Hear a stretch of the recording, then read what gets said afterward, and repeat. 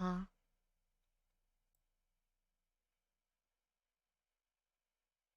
all right. Guess that works.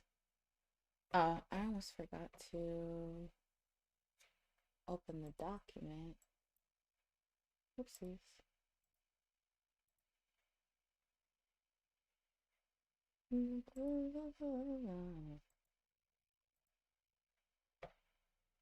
What'd you think of the Little Nas X video?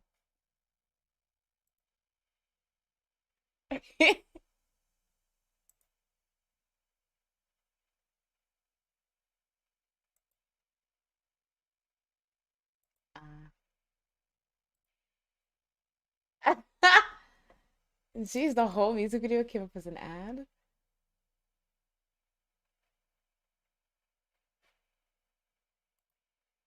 All right. You ready?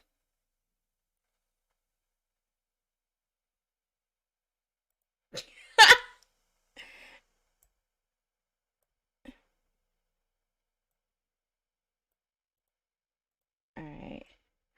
Five, four, three, two, zero. Hello. Ooh. Okay. Hello. We meet again. I don't even know what to say. What is going on? Hi, everyone. It's your girl, Jay, and I was recording. Yes. And welcome to a rare version of the Daily Dose podcast where we have technical difficulties on Saturday, so we make it a Sunday show. Hola. My mic is on. Oh, I think it was already on. Okay. Sorry. Okay. When we were talking. Hello, everyone. Welcome to the podcast. That's literally like my worst Yeah, nightmare. it's funny. Not that I say anything bad. I'm just a fool. But yes, hello, everyone. Welcome to the show. Thank you for everyone who was patient because we did have technical difficulties on Monday, which is why we're doing the show now as opposed to when we would usually do it on Saturday. But we might as well, do our usual hellos. So how's everyone's weekend and how has their Monday been? Jazz, do you want to start? Uh, it was all right. uh, I just found out that since it's what's it called? Friday? Is it Ash Friday? Is that what it is? Um, Look at me being a Christian. oh yeah, But because this like was this was yeah, to this Sunday was Palm Sunday. So yes, I believe Ash Friday, Good Friday. Ash Wednesday, Good Good Friday. Friday, There we go. Fat I was like, Tuesday. I feel like this is wrong. Okay, I was kind of close. I had half of it True, because of true. the day.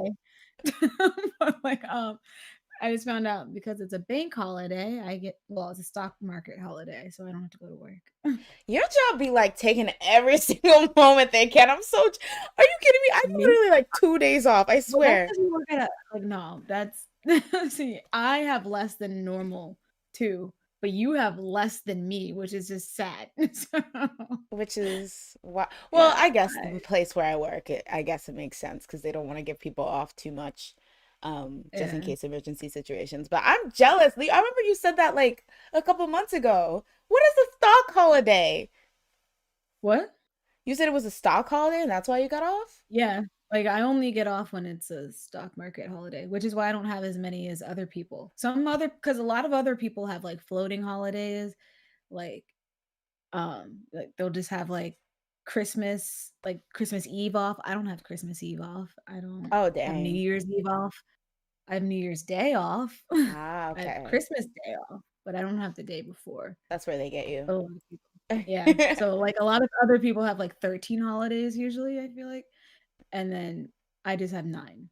Ah, So, okay. Then I kind of feel better. Not that my happiness is dependent on your misery or anything, but I like, feel I'm like not alone, so I I'm felt like happy I was today. getting chips. So hello everyone. Let me run to the chat real quick. Hi Leanne. Hi Rook. Hi LD. Hi Esther. Hi everyone. I hope everyone's having. Oh, okay. sorry, everyone's so they overhauled our conversation when we were talking about the Little Nas X thing. So now everyone's talking about the Nas X Oh, thing. God. Should we start with that? I did see it. But more than that, more than the music video, I saw how literally every Christian who ever walked the earth is trying to every Christian and like conservative politician who ever walked the earth is trying to fight him on twitter.com, which I'm just like, all right. Like it's been going on all week. Um, Well, I mean, with that type of video, I kind of expect it because, I mean, look what happened with WAP. So, that's true.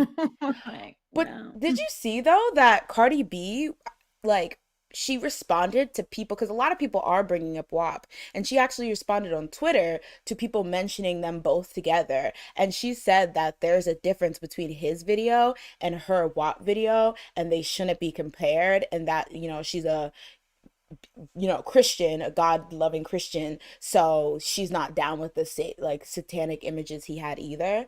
I was like, oh, okay. I mean, I guess I could see that, I guess. I was just surprised that she went out of her way to say something. Like she was really like, okay, that and this aren't the same thing, y'all. So Didn't you know she's a born again Christian? apparently she like be really, really Religious? yeah, I didn't realize that. I mean, Mm. yeah, I didn't really, not because of anything she'd done in her past, but I just did not know. But she's pretty Yeah. religious in that regard. So, but I was just surprised because I guess, it's fair for her to say, okay, this is like two different things or whatever if she wants to separate it. Mm. But like just because it could be seen as her not backing him, I'm surprised she said anything. Uh Mm. but yeah. Oh yeah, and those Christians. I You know what? The number one thing though, satanic images aside, I like am loving the takes on Instagram because I feel like a lot of the people like I saw like young boy, NBA young boy, which I'm not sure if he's an NBA star or rapper. I'm not sure. But like I know that he had a thing with Iggy Azalea and they were beefing about baby mamas and things like that. Essentially, he had baby mamas. And so he had like spoken out about this Little Nas X situation music video and had said something negative. And what I found interesting is that there's so much hypocriticalness going on with these people who like claim they're so godly, but then they have sins that are seen as sins in the Bible. And it's just like, so you can forgive yourself. For example, he had a baby out of wedlock, but you can't forgive this or whatever. Like, it's very weird that people just, like, it seems like people like to draw the line right under what they'll do. So it's like, Yeah. I had a baby out of wedlock, which is fine. Jesus still loves me, but you. It's like, I have repented, but have you Yeah. repented? It's just so messy. Oh, and then Gun Girl, Caitlyn Bennett, she also. The thing is, I feel like there's conservative reactionaries who like are ready Um, to, yeah, like Gun Girl, and then also Candace Owens, she spoke up, but she's just like, girl, like clockwork. I mean, like the sky is blue, like the grass is green. But there's a mhm. couple people who are a bit you know, just like you're always every time something like this happens you always say something because it gets you relevant. The thing is, what I think is really weird is that like a lot of people genuinely think he worships Satan, which like I feel like it might be a cultural or generational disconnect because like from when I saw that I was like he's clearly playing. Yeah. Like I wasn't sure if it was just like, oh, there was a point in time where I was like, maybe I'm missing something because to me this is very obvious that he's just playing around, but Yeah. I don't know because I know some Christians, plan or not, they don't like mess around with this any type of satanic symbol. I know I had a friend when I was in she was one of my friends in high school, but when we were in college, we were gonna go out for like Halloween and it was like a last minute thing. And so we were just like digging around with what I had in my room to see what she wanted to like maybe wear or whatever. And so I had two devil horns. I had got like just little clip-in devil horns that I had gotten from like Forever 21. They were really cheap and I was like, "Oh, you could do this." And she was like, "Get that away from me." Oh my god. She was dead. She was cut the camera's dead ass, and I was like, Like, oh my gosh. Yeah, like, and I could put this on. You're like, how about these devil ears? And she's like, get that out of here.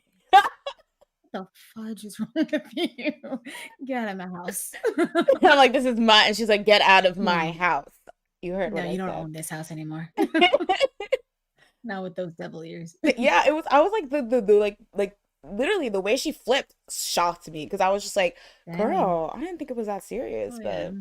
but I guess um, it depends on how like strongly you feel about that, which that's is true. understandable because I mean, like, it is the devil, so That's true. like, I can't judge when you're just like, no, we don't do that here. Like, that's negative. We don't do that here. Yeah, I was just really shocked. But it's just, I don't know. I Yeah. think somebody summed it up beautifully, in my opinion, when they're like, so y'all, some of you Christians spend all day talking about how, these, like, if you're gay, you're going to hell. And then when somebody embraces it, instead of the God that you say hates them, you're mad. Like, it is very Mm. confusing because it's like a lot of people in the, like, debatement, they're like, oh, yeah, it is a sin that he's gay, but also don't do that. Like, it's like, what? Like, what do you want him to do? Just hate That's true. himself? Like, I don't understand. Like, I really don't understand what these people want from him. But I mean, it's great to see that he's not backing down and he's basically just Mhm. like anyone can get the smoke, truly. Yeah. Which is, good that he's confident. All right, so everyone's saying, let's see, y'all see Stacey Dash trying to get her plaque card reapproved? Oh, I saw Oh that. gosh, Stacey I Dash. Like, how is she even coming back? don't Like, even she's been know. canceled. She's not even a thing anymore. I'm so confused. I am so confused because, in my opinion, like, girl, all you had was Clueless. That's all we care about, and that's been over. So I don't even know how we still talk Yeah. about her. I mean, she was pretty and all that, which could take her far, but then she opened her mouth, and then you're like, okay, you Yeah. just deleted everything that you could ever do in the future. Basically. But I guess like now that Trump's not in office, she doesn't feel empowered to be a mouthpiece for him anymore. So she's like, y'all, I was just playing. So like I was brainwashed. I was actually hypnotized. So I broke the spell, yay for me. But yeah, so I don't know. Like, I'm sure there's some people who think that she's fine, so they're like, you know what, we accept you back with open arms, queen. But as for me, I mean, I didn't go like I don't. She's not somebody like I don't think about her often. Yeah. So Yeah. I mean, she hasn't done much, so true, there's nothing to think about her for. true.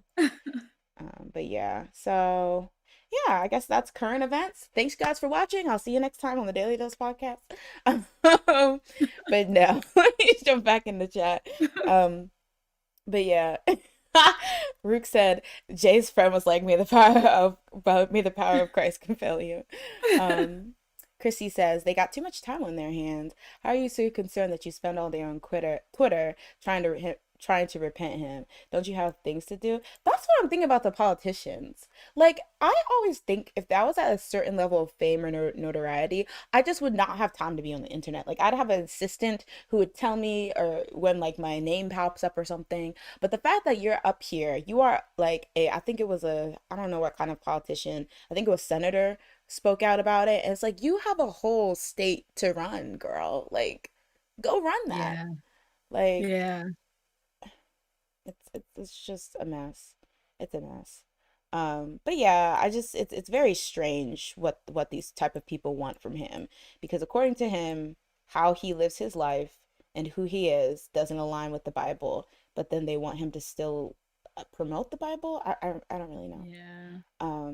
But yeah, but a lot of people were saying that the music video was fine, but they think the Satan shoe that he's selling was too much. So if you guys don't know, he's selling like a satanic shoe, in collaboration with like another company. But what they did was, I guess redo or redesign a Nike Air Max 97, and they kind of made it Satan themed. And so it has like what is it, a pentacle, the star, I think that's what it's called. It has like that, a Mm. keychain of that in front of there and on the shoe, and then apparently it has a drop of human blood, which I will say, A drop of human blood. that's what they're saying. I don't know if he's playing. I'm too old. I don't really know if he's playing or not, but apparently it has a drop of human blood in the shoe somewhere. So a lot of people are like, all right, the video was cool, like we get it, the trolling, but the human blood, that's actually kind of weird. So there is a lot of criticism there as well. But again, like I just think it's trolling, you know? Like I don't think he's really out here worshiping the devil. I don't know. Yeah. So yeah. But yeah, overall, he don't care. Like he's good. And it's good because I he did write this letter to himself kind of about how like when he was younger, or kind of a letter to a 14-year-old self saying that like, oh, you know, I know we promised that I would never come out or I'd never be that kind of gay person, but like just know that like, you know, you made like this video and you know, this will help other kids like young LGBT kids, and that you know you're fine essentially, which I thought was very sweet. Like how can you hate that? Mm. But yeah, so overall Little Nas don't care, so I don't know what y'all want us to do, quite frankly. Jumping Yeah. in the chat.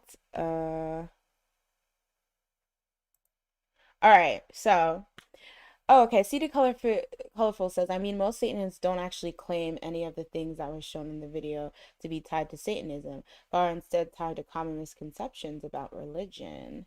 Leanne says, the man was a barb. He has a master's degree in Chile. And that's true. Everyone was like, you really think you're Mm. gonna beat him in a Twitter fight? He was a whole barb. Barbs be That's real vicious. Barbs be vicious.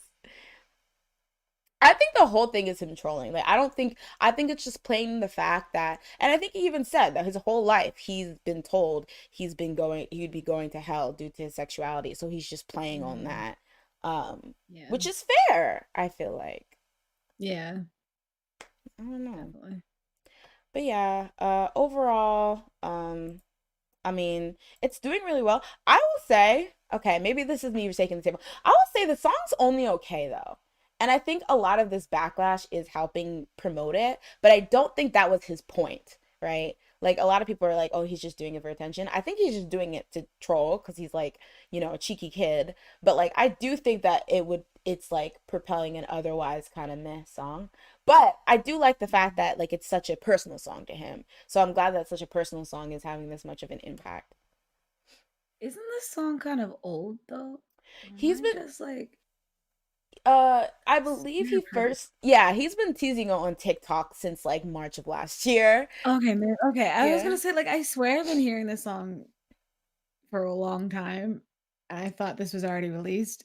So when I was watching the video, I was like, "Oh, this is the song?" Because I swear I've heard it. I think he's just a marketing genius. He really just like was using it on TikTok. Like every single TikTok he would make would have that as the background music leading up to the clip. Okay, that makes sense Yeah. because I do follow him on TikTok. Because like I was just like, "This is not new.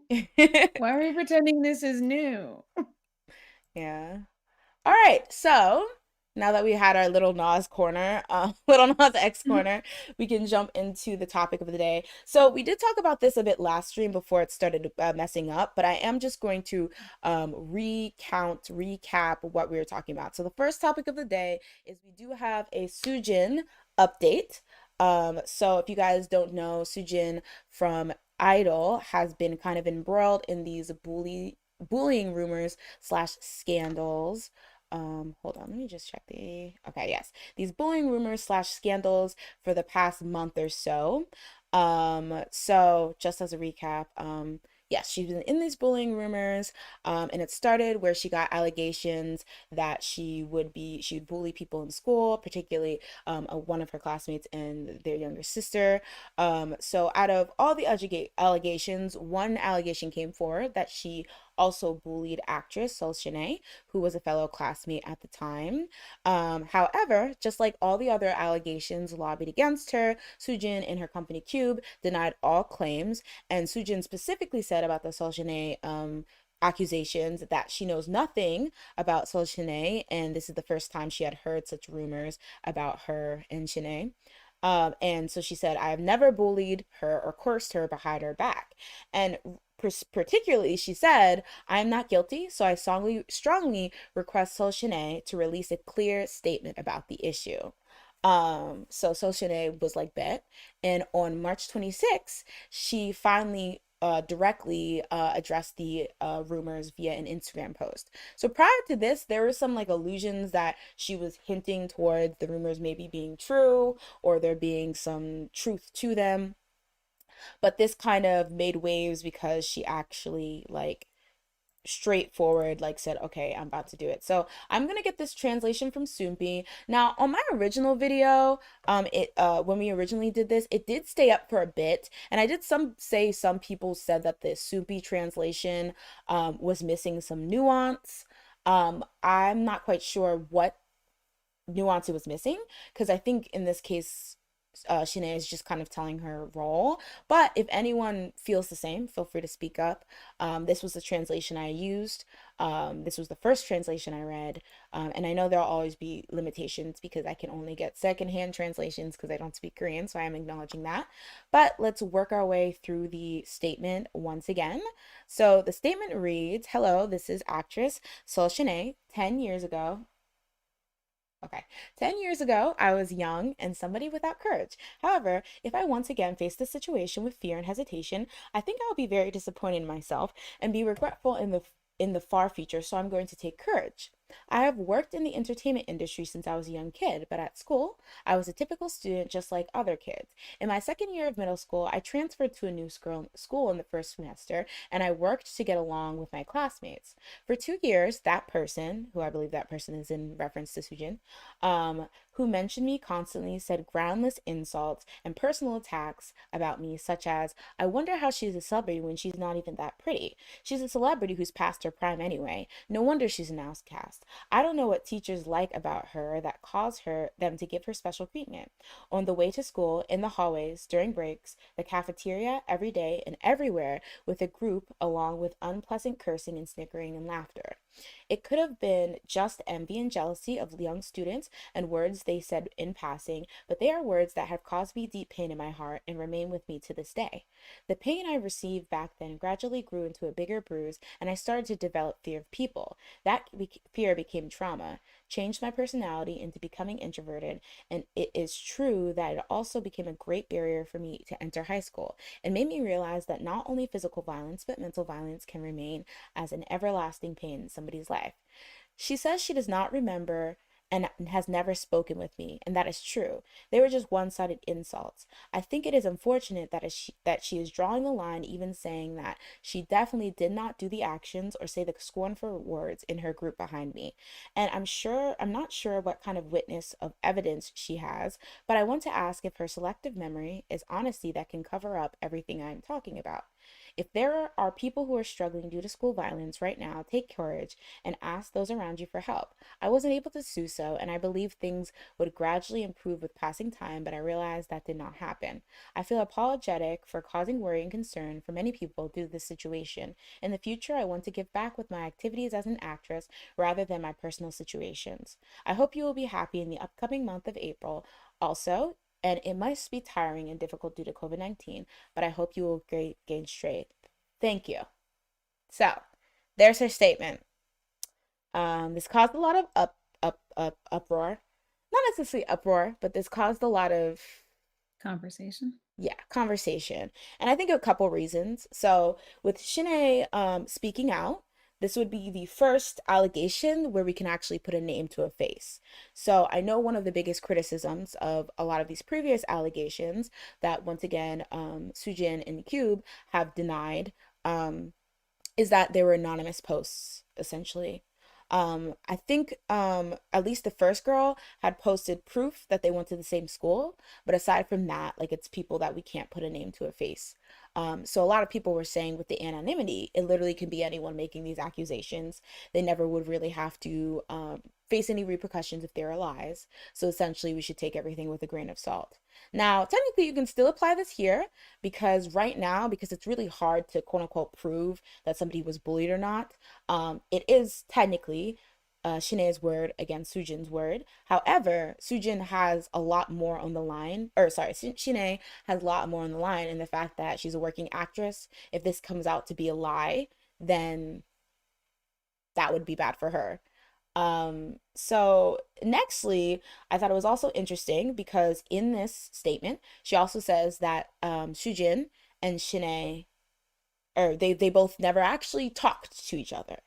So it was all very one-sided incident or one-sided insults of her just, hating on her. And then lastly, and Shinae even mentioned this in the post, the idea that what she was saying, a lot of people see as just standard hateration, essentially. Just somebody hating from outside the club, not necessarily bullying. So I guess I'll start off by asking, when you guys heard this statement from her, what were some of the thoughts you had? And I guess I'll turn the question to Jazz first, um, in terms of like what, or you don't have to say it right now. I just feel No, like I no, talk no, all the time, so I'm like, I don't want to no, seem like no. I'm silencing you. It's fine. But wait, like my thoughts on what's her name? Soojin. So I guess let's do this from here. So, given what Shinae, because again, Soojin, being very confident that she hadn't bullied anyone, had essentially called for Shanae to speak up, and this is her response. So this response obviously does not put Soojin in the best light. So what do you think will be Cube slash Soojin's next move, given that this statement didn't say what they, I guess, I assume, thought it was gonna say? I guess I mean there's not much proof that she provided other than she heard overheard her saying that she was, I guess, jealous or whatever or annoyed with the situation. Mm-hmm. So it's not really bullying in the aspect like that people are making it seem like she was doing it. People were making it seem like she was beating people up, smacking them in the bathroom and Mm-hmm. whatnot. But like in reality, for at least this situation, even Shanae like made it clear that it wasn't like she was directing like all her hate to her face and was Mm-hmm. like trying to make her life like a living hell or something. It was just like, no, it sounds like more like a student who's jealous or like annoyed with like the special treatment that someone who's a celebrity is getting. So they're just saying stuff Mm. because they can. And that's, I don't know, that's what kids do, but like also still messed up. But So do you think that this statement actually works in favor for Soojin in terms of like making, like, you think it was more positive than negative? um, I think it's like neutral. I don't know if it added or like I feel like in my opinion it didn't really add anything to how I feel. I feel like it's just like I don't know. It's just it's a weird situation. I can't even like I Mm-hmm. don't really know if it made me feel like, oh, what's her name? Sujin is evil. It didn't also make me think that she's like the nicest person. Mm-hmm. It just makes me feel like she was just like a I don't know, maybe spiteful like kid. Okay. But So it uh, maybe paints her as a bad personality, but you think that this is not as harsh as it could have been, essentially. yeah, like it's not like she's a full-on bully. She's just a spiteful girl that you probably wouldn't want to be friends with. Mm. Because she probably talks about you behind your back. That's about it. Not So someone who would beat you up. So I'm gonna jump in the chat real quick to see what everyone's saying. So Rook said, Sujin, y'all are nobodies. You ain't got nothing on me. Shanae, excuse you. LD says, honestly, I still don't know what to think about the whole situation. Chrissy says, I don't think at this point Sujin can come back from this. She might as well give up the ghost and just say, I messed up, sorry. But then again, it wouldn't be the first time somebody came back. Leanne says, to be honest, I feel really sympathetic towards Shanae. Um, Andy says the recent Shim and Woo situation is kind of similar and comes to mind. She was accused, claimed she didn't remember. The victim's sister spoke up that there are several witnesses, and then she made a statement saying it was true. Huh. Okay, I think I saw that. And then she apologized, right? Um, Rook says to me it's slightly more negative leaning. I don't think Sujin is necessarily ruined by all this, but it paints her as that kind of girl, at least back then. Andre says the situation is so messy. I don't know what to think. Like Soojin asked for her to speak and she gave her piece. Like I said earlier, she should just apologize and get over with it. Prim says it's kind of key that they never actually spoke or interacted with each other. It's not like Sujin organized other kids to bully Shanae, and she never physically hit her. It sounds like very mean girl shit. Am I allowed to say that? I don't know. Very mean girl, sugar honey iced tea, but they were 13, 12. And I think that's interesting. I think that's so I'm gonna like put a pin in all that because I think that is interesting. So here's the thing. Shanae was initially coaxed out because somebody had made a post saying, oh, she bullied Shanae. Soojin said, I didn't bully her. Shanae, please, speak. And Shanae told her truth, right? And so in this case, Shanae just said what happened, right? She even in like the thing, she was just kind of like, it's weird that you're saying that you don't remember this or whatever, but I'm gonna speak my piece. And one of the things I think a lot of people have been bringing up that I thought was quite interesting is that like there's a genuine Sujin could genuinely not remember doing this, and that not that that would excuse her from it actually happening, but like there's been so many like instances where like bullies will bully or people who are assholes will be assholes and just say rude offhanded remarks and not even remember it. But obviously, the person who it was targeted towards is going to be hurt by it. So I think what's hard about this is that a lot of people are going to say it's not a big deal. And it might be true that Shanae didn't really remember because I think one of the things that is also making this so kind of making Soojin look bad is that there's Cuban her are very adamant that none of this stuff that people are saying happened. So as other people push back saying it does, it either looks like she's getting targeted or witch hunted, or they really just don't care, or they know that there's not enough evidence to get them. So that's like I've seen a lot of people debating that. But my whole thing is that what's hard about this is that it only Soojin knows if she's lying, right? In the sense that not that other victims don't know whether she's lying, but only Soojin knows is if she's lying about remembering this stuff the way she remembers it because it's best for her career, or she truly doesn't remember.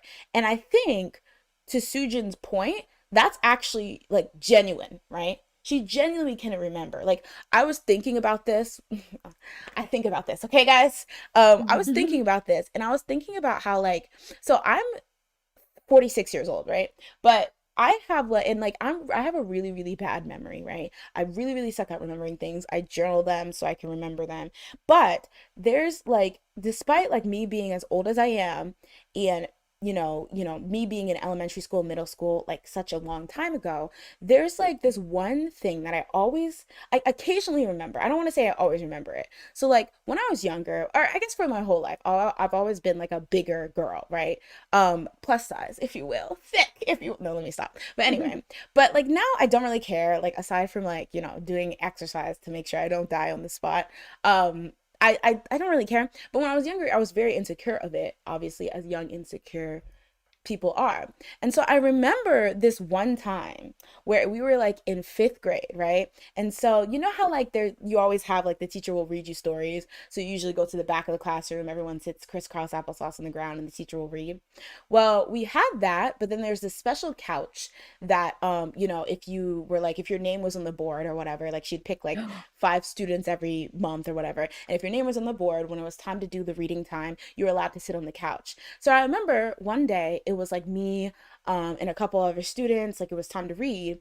And so out of nowhere, this guy, like when we were going back to the couch, this kid, because I was also a kid, we were all kids, he goes, um, like, oh, the teacher's like, okay, you guys can sit on the couch. And then he's like, yeah, if Jennifer will let us. Obviously, a note to my size, right? And I remember, like, it was in front of everyone, and I was effing mortified. Like, literally, for the rest of the week, I was depressed because I was just like, one, I was embarrassed that he would mention that in the first place, but two, I was like mortified that it was in front of like the whole classroom, right? So I was literally mortified for the rest of the month. Even though I was allowed to sit in the seat, I just did not, because I just didn't want that kind of, I get negativity. And it's crazy because I still remember that. Like, out of everything I remember that. And if I talk to that guy today, he might even not remember who I am. So it's crazy because I wouldn't call him a bully, but that was obviously something that like I didn't need to hear, he didn't need to say, and did affect me for a really long time. Now it's not like I'm saying if I see that guy today, I would punch him in the throat. But if somebody asked me to recant that story, for I don't know, maybe he was like having a job interview or something for whatever they asked me, for whatever reason they asked me, what was he like in 5th grade? I would say that story because that's just the truth. No matter what he is like today, no matter how that's going to affect him, that's like what happened. And in the same sense, I feel like Shinae, not necessarily that she's being spiteful or anything like that, but as somebody who knows what she went through because of Soojin, allegedly, and Soojin's homegirls, why wouldn't she say the truth? Like, why would she chalk it up to anything but what actually happened? Because not like she particularly benefits whether she ruins Soojin's career or whether this takes down Soojin.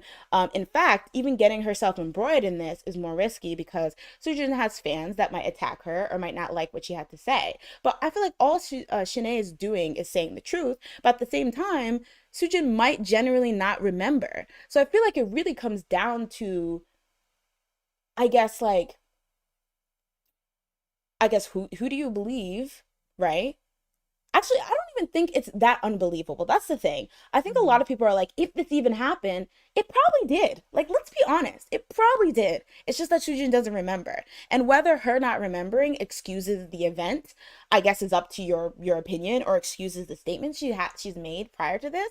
But I just think it's really ridiculous to act like anything Shanae is saying is like in terms of how it affected her and how it went down is just like crazy bad or whatever. Like a lot of people were saying, a lot of people don't even see it as that big of a deal. They're like, oh, petty girls or whatever. Although I feel like that can taper on the insensitive side, because I think if you were going through something at the time, words like that could really, really hit. But my thing is, I don't get the idea of discrediting Shanae because I feel like what she said wasn't even that crazy, you know? Mhm. But like going back to it, again, Sujin might genuinely not remember. But I think if she knows that she maybe was a bit rowdy back in the day, knows that it might not be like, if she doesn't remember, but it might not necessarily be a lie, just be honest about that, right? Because I feel like a lot of people are so quick to say, I didn't do this, there's no way, when the truth is you don't remember. And there's good reason you want it, because if it didn't affect you and to you was a throwaway comment, that's like fine. But I feel like people are just too quick to say I would never do this when truth is they might not remember. So that's just where I am in Mhm. terms of that. I feel like maybe I get that your image is on the line. I get that you feel like you might be being bullied on. I get that those two other accusations, like, let's keep in mind, just because Shanae is saying this happened to her doesn't necessarily mean any other accusation it's not necessarily validating any other accusation. But I feel like Mhm. it's just really, I don't know, it's really something to just say this never happened when realistically you probably wouldn't remember as much as somebody who was a victim of it. And I know that we're not supposed to take sides because it's allegedly, but I really cannot see the benefit Shanae gets from lying about this. Because like you said, it's very, I don't want to say tame because obviously it affected her, but it's not like she was, kick punching parappa the rapper up in here, like that kind of thing. Like, so I don't know. I talked a lot, but Mhm. No, it made sense. Like, I feel like it fits because, like, I don't know. I feel like there's a lot of things I've said or like I've seen kids say that I know that they probably don't remember saying to me. mm-hmm. So it's like I remember some kid told me I like raise my eyebrows a lot, and I still remember that to this day. That I was just like, do I raise my eyebrows all the time? Like, I think another person said it to me too, and then I guess that like reinforced it too. I was like, oh my gosh, I look like I'm raising my eyebrows all the time.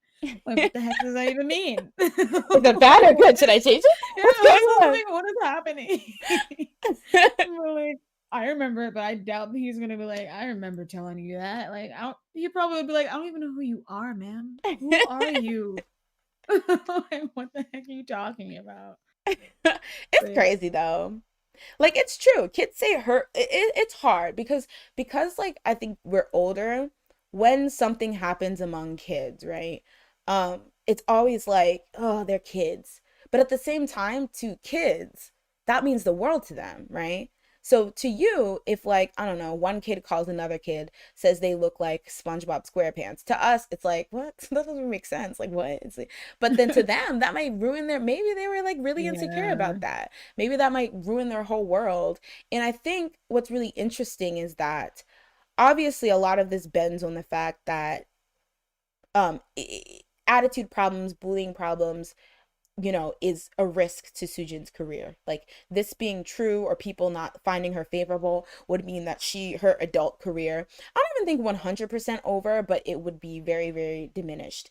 But I think what it is sometimes is like a disconnect between how people see physical health versus mental health. So if this had been a situation where Soojin had punched Sine in the face and gave her like a everlasting scar like on her eye, no doubt that people would be like, "Oh yeah, yikes, that's insane." But in this case, Mm. the everlasting scar was mental, and I feel like that's why a lot of people don't see it as that big of a deal at this point, because it's like, well, Mm. now you're a popular actress, so you're fine. Like, right? You're genuinely fine. But I don't know if she's saying that this made her an introvert and made it so that she didn't want to had issues going to high school, because she's not even that far removed from high school, I don't think. She's maybe her early Yeah. 20s. I feel like, there is some serious to this. Now, whether this means that Shujin should just be over with, Mm. that's for debate, I think. Up for debate for Yeah. everyone personally. Like if you choose to still continue supporting her, that's your prerogative. But I think a lot of the times, because people don't want to stand problematic people, they focus too much on trying to discredit what happened rather than saying, okay, this happened, so is this somebody I want to continue to support now that I know that this is a thing. Um, Yeah. so, um, I'm also, I think like when you were reading the what she wrote, I was wondering like, was it only Sujin? Because it kind of yeah, seemed like she was saying it was just Sujin saying it, like it was just primarily her, and I was just like, I think what it was is that it was a group along with a group. So it seems like it was Sujin and her friends or who she hung out with at the time. So it was mm, definitely a group effort, which I think, is something to mention. But I think right now, once again, I think it's a situation where Shine was asked about her relationship with Sujin. I think, she did mention other people, but sorry to say, but Jin's the one on the chopping block, you know what I mean? Like she could yeah, technically be like, also Alyssa, Alec Dreek, all them, they were all there with you, and those, B words better kind come of, up. But it's like at this point, it's Sujin who asked her to come forward and say something. So I think it was a group effort, right? But I think she's mm, particularly trying to be like, so Sujin was there. So I don't know. yeah, But that is a good point. It was multiple people from Shanae's admission herself. So, you know. But I think at the end of the day, like people um are gonna have to decide on their own. And I get that there's a public court that Sujin will have to answer to, and that will have an effect on whether she can really pursue her career in idol or as an idol. But I don't know. What do you think? What do you think Soojin's best move, regardless of whatever the truth is, right? Whatever anyone personally feels the truth is, what do you think would be her best Cuban her's best move to do right now? I don't know. I'll apologize You think so? You think that won't make her at look this bad point. after them saying that she doesn't remember or she didn't do this? I feel like it would look bad to not say anything after this.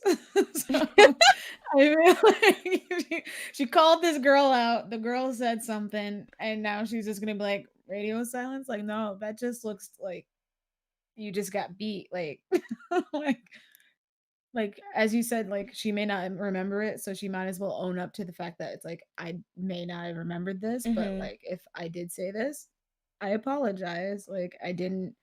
I was just talking out of my butt. I was talking with my friends, didn't realize you were there, and honestly, even with you not being there, I mean, with you being there, I shouldn't have been saying that type of thing, and hopefully we can grow and move on from this and, realize mistakes and teach other people to not do the same thing, Mm-hmm. like something like that. I don't know. Like, That's true. can't just not say anything. Yeah, I definitely think she's gonna have to. They're gonna her and Cooper are gonna have to make a statement. I like. I think like yeah, I think the best thing would be apologizing. I know she would probably get a lot of backlash. But first of all, this is I think out of all the things she was accused of, this is like the most tame. Especially since it was in Mm, a group. So I feel like if she's gonna start anywhere, like with an apology or anything, this would be the best place to start because she mm. can go for the angle. I genuinely didn't know that you heard me, girl. We were talking in the bathroom. We didn't know you were in the stall. No, just kidding. But Yeah. I genuinely did not realize that stuff like it's something I don't remember, but if it hurts you and that you say that this is something you remember I said, then I'm gonna choose to believe you, and I 100% apologize. People are gonna pile on her, but I feel like a lot of people, and I hate saying this, but I think a lot of people at this point are already kind of made their decision on what type of girl Suji they might have felt that Sujin was and what she did. And I think maybe apologizing would be the easiest way out for her, right? I think Mm. she could keep denying it and her and Idol could push through too, but I think that would be harder than just being like sorry. I don't know. How did the Taeyong thing happen? You remember when they were saying he was out here scamming people? Did How he did even that say work for him? anything? I think I they just made a remember statement. I just remember him, like, when they first debuted, they did like a NCT documentary or something, and he was just like talking about the hardship that he went through at that time, and how he was just like, I just want to be a good leader, and Mm. blah blah blah. And I was like, oh, this is so sad. Good job, SM. You made him like you're putting him in a good light. You're like all according to plan, all according to plan. Scam young. Um, I'm gonna jump in the chat real quick because guys, I have not been jumping in. I've seen your chats, but I haven't been reading anything. Fortunate says put her on a hiatus and apologize and come back months later. That may be it. Just her, just like chilling. Because here's the thing: I know there's a lot of people who genuinely feel like Sujin's being piled on, or she's going through too much for what happened and things like that. So I'm not like trying to silence you, like. Feel free to think if, her and Cube defending, denying everything and going headstrong, that is an option of what they can do, especially if she still 100% believes that nothing, happened. Happened. But I just don't think that's going to work out best for them. Ali says, obviously they went to school with other kids. Where are the positive accounts? I do think so. That is something that I have been trying to search for. And I did hear that there was some from like some maybe her friends at the time, there were some accounts. But if anyone has like better sources for that, please let me know. I should have probably looked for them beforehand, but it's kind of hard because I do know that sites like All K-pop Soompi, Korea Poo, they can get it wrong, but I also know that like independent translators, not to obviously they do so much good work, please don't take this the wrong way, but they can also have their own bias as well, especially if they're translating for the group that's under question. Sometimes, not saying that they purposely do it, because obviously a translation is there's going to be personal decisions in terms of what you should be translating and how and things like that. I also Never feel for like negativity also shines more than the positive ones. That's So I feel true. like people are always just going to be looking at the negative things, and that's going to be the one that trends over someone saying like, "But Susan, help me do my homework." Like, no one's gonna like. People are gonna like, "Okay, but like, did you hear that she slapped somebody?" That's And true. it's like, no, No, we're that's not gonna like, care that you yeah, looked. that's 100% factual. That I think, there's definitely something to say about the fact that like if it's positive, it's probably not getting as much traction. Or if it's being brought up by Soojin stands, a lot of people will naturally just out count that because they're like, oh, please, you're just bringing that Mm, up because you want to make her look good, which is that's yeah. not really a fair, assessment of the whole thing. Um, okay, Andy said Taeyong and the victim came to an agreement, common ground, and are good now. Oh yeah, I do remember that. With Taeyong, Ellie says with Taeyong, I think they made a statement and said that him and the victim, okay. This is so sad because she's so young. Like, I think we are close in age. I hope she can continue to live and make a living and learn from this. This is true. I think that's true. Because here's the thing I don't agree with. I don't think that, like, somebody's like I don't think anyone's 100% like just horrible. But I think part Mm. of the process to be a better person is admitting you did something bad in the first place. So again, a lot of this stuff is alleged, and even, we would technically legally have to say that Shanae's statement, it's alleged and things like that. Everything's still alleged. I think it's like everything's considered alleged until both parties say it's true or something like that, or it's like determined in a court of law. But like I feel like if it's a situation where she knows she did this and she's just saying, or she maybe doesn't remember, but she's just headstronging, then it's like, can we really say she's changed, hypothetically, if she won't admit she did anything wrong? And she's just holding face because she saw what happened to Kim Ji-soo 2 days, like a week ago, and she's like, I ain't trying to go down that path. No, I'm just kidding. But, or is it a situation where it is a girl that's 100% being targeted out of nowhere by maybe vicious aunties or bitter people from her high school? Mm. Yeah. LOL. Andy said, I will not stand for any Taeyong skin slander. Let me stop before Andy gets me. Andre says, I agree, you're right. They're innocent in this and probably don't know the whole story. That's true. There's that always thing, that whole thing where people are like, there's the your truth, their truth, and the truth. And the thing is, that's the thing that's really thing about this, because both might be true to the people saying them, right? Like I said, Mm. Soojin might genuinely not remember, but Shie might remember vividly and know that ruined her mental psyche. Nobody's wrong, Yeah. especially not her, Yeah. because if you can't dictate what is considered bad to the victim, maybe if you heard that, it would have just been like, oh, jealous bitches, all right, bye, like, I'm famous and on TV, what are you doing? But to some people that might be like, oh, I'm already being like ostracized, and now we have these girls saying that I'm a has-been even though I'm 12. Like, it's like, you know Yeah.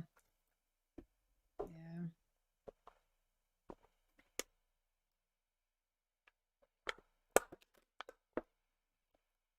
did it get wait, how many people did Taeyong scam out of money? Was it just the one person or multiple people? I don't I do not know. Uh-oh, we're back on the case. Okay, y'all, this is about to be a Taeyong night. We gotta cancel him again. Okay, no. Oh my God, is it true? Oh, hey, Tal. Welcome to the stream. If Soojin had any real homies, they'd be fighting for their girl. Like, Soojin is a great person and wouldn't hurt a fly, even if it was a lie. Tal said, lie for the sis. What are you doing? Um, that's the thing. I'm not actually sure if there have been any statements from the friends, in this Mhm. case. So I'm trying to do as well researched, like, or try to get the most out of this statement. But again, I try to stick to like websites that you can call out if they have misinformation and there actually will be repercussions, because I feel like if you call out like maybe random Twitter site, they can just go private, right? Or Twitter translation. Mhm. But like for a site, you can be like, hey, you guys misquoted this, get your you're making money off of this, so get your mess together. um Andre said, could it be a person who mixed her up with someone else, like the boys Sunwoo, who Hamwoo's case, where his accuser heard false stuff and thought it was true? Well, here's the thing. I know a lot of people are mentioning that they did not talk, but she does say that she overheard Soojin and her friends say this. So I'm not sure how it was in that case, but in this case, she's saying even though it wasn't directly said to her, she knew it was coming from Soojin. Uh, Mm. and I guess you can even make the claim. Maybe it was behind her back, so maybe it was one of her other friends or something like that. But again, if Sujin knows that there are people in her in her company, shit talking Shanae, and would not at least say that, I feel like that's a denial, right? Yeah, but If this maybe is she true. doesn't remember. Yeah, that I'm also sure might be she'll true. remember. Maybe they were just like, that celebrity girl? Yeah. And then she probably, like, maybe she didn't even know her name. She was just like, yeah, sure. Can't believe she's getting special treatment. Like, what the fudge is that? I'm And like, then she, yeah, but it's not messy. to make excuses, but Yeah. And here's what you missed on investigating the bullying scandals. Honestly, there's so many Mingyu's. His has updates every like couple months, like not It's couple just months. so bad because he was like, I feel like he was doing something with 17, like he did an interview. Playlist really, so I can't speak on it because I did not get a chance to read the statement, but from the time we last talked about it, Playlist has released two separate statements, I think, or I think maybe one was a translation of the first statement, and I think for the most part it was saying that it was like the bullying rumors were, False. yeah, false. But I haven't read it, so maybe you guys can fill me in. I was like, well, let's do one bullying scandal per episode of this because I feel like it's so hard to keep up with. Like, we could do a whole special about all the bullying scandals that have been happening, which obviously Mm. they're all very serious and should be taken seriously. So that's not me trying to downplay the seriousness, whether it's like the accuser is lying or not. It would be serious for the Mm. idol if it's like a false accusation, but there's just so many. That's true. I feel like with Taeyong and stuff like that, and I feel like that's what where it comes to the point where people have to be able to make their own individual choices as to whether they want to support somebody. Taeyong could have, you know, compensated, not compensated, like come to terms with the victim. But if you don't like what he did, you still cannot like him. Like, obviously the victim and him have patched that up, but if you still think that it was just like to save face, you can still not like him. And similar with the Soojin thing, maybe what you heard is just too much and you're just like, you know what, I'm tapping out. But then there's always going to be fans that are just like, well, I choose to support him, I feel like what he did was enough for me. Some people don't actually care and they're just saying that because they don't want to get dragged on Stan Twitter, which, hey, um, Mingyu's in trouble for something else now. Is he? Sir, what? Oh my, okay, I gotta look it up. Is it an alleged thing or is it something that we actually know? Like, we've already confirmed true. Okay, I'm just gonna go to Soompi. Y'all know how I do. Reflect on their career. Playtest Entertainment releases further update on investigation about rumors. Wasn't there also like some type of assault rumors too, or am I making that up? Assault? Yeah. Like Well, this was 2 years. beating up? I think so. Okay, so on March 1st, Playtest released an additional statement giving an update on the investigation into rumors about 17 Mingyu's life. Okay, so on February 22nd, someone posted online claiming to have been bullied by Mingyu during elementary school and middle school, which Playtest denied. After other posts with similar allegations arose, Playtest again denied specific allegations, but announced that Mingyu would be halting activities while the agency investigated the post in more detail. In an update on March 12th, Playtest reaffirmed that Mingyu had not participated in bullying and said that misunderstandings with the poster had been resolved after face to face discussion. Okay. I think that's a general update. As for now, the agency has wrapped up all discussion and contact with those people who could be identified as related to the issue. We will provide further updates if any additional information is being available. So I wonder when they say that, is that we talked to them and said, here's some money? Or is that we didn't do anything? Why are you saying this?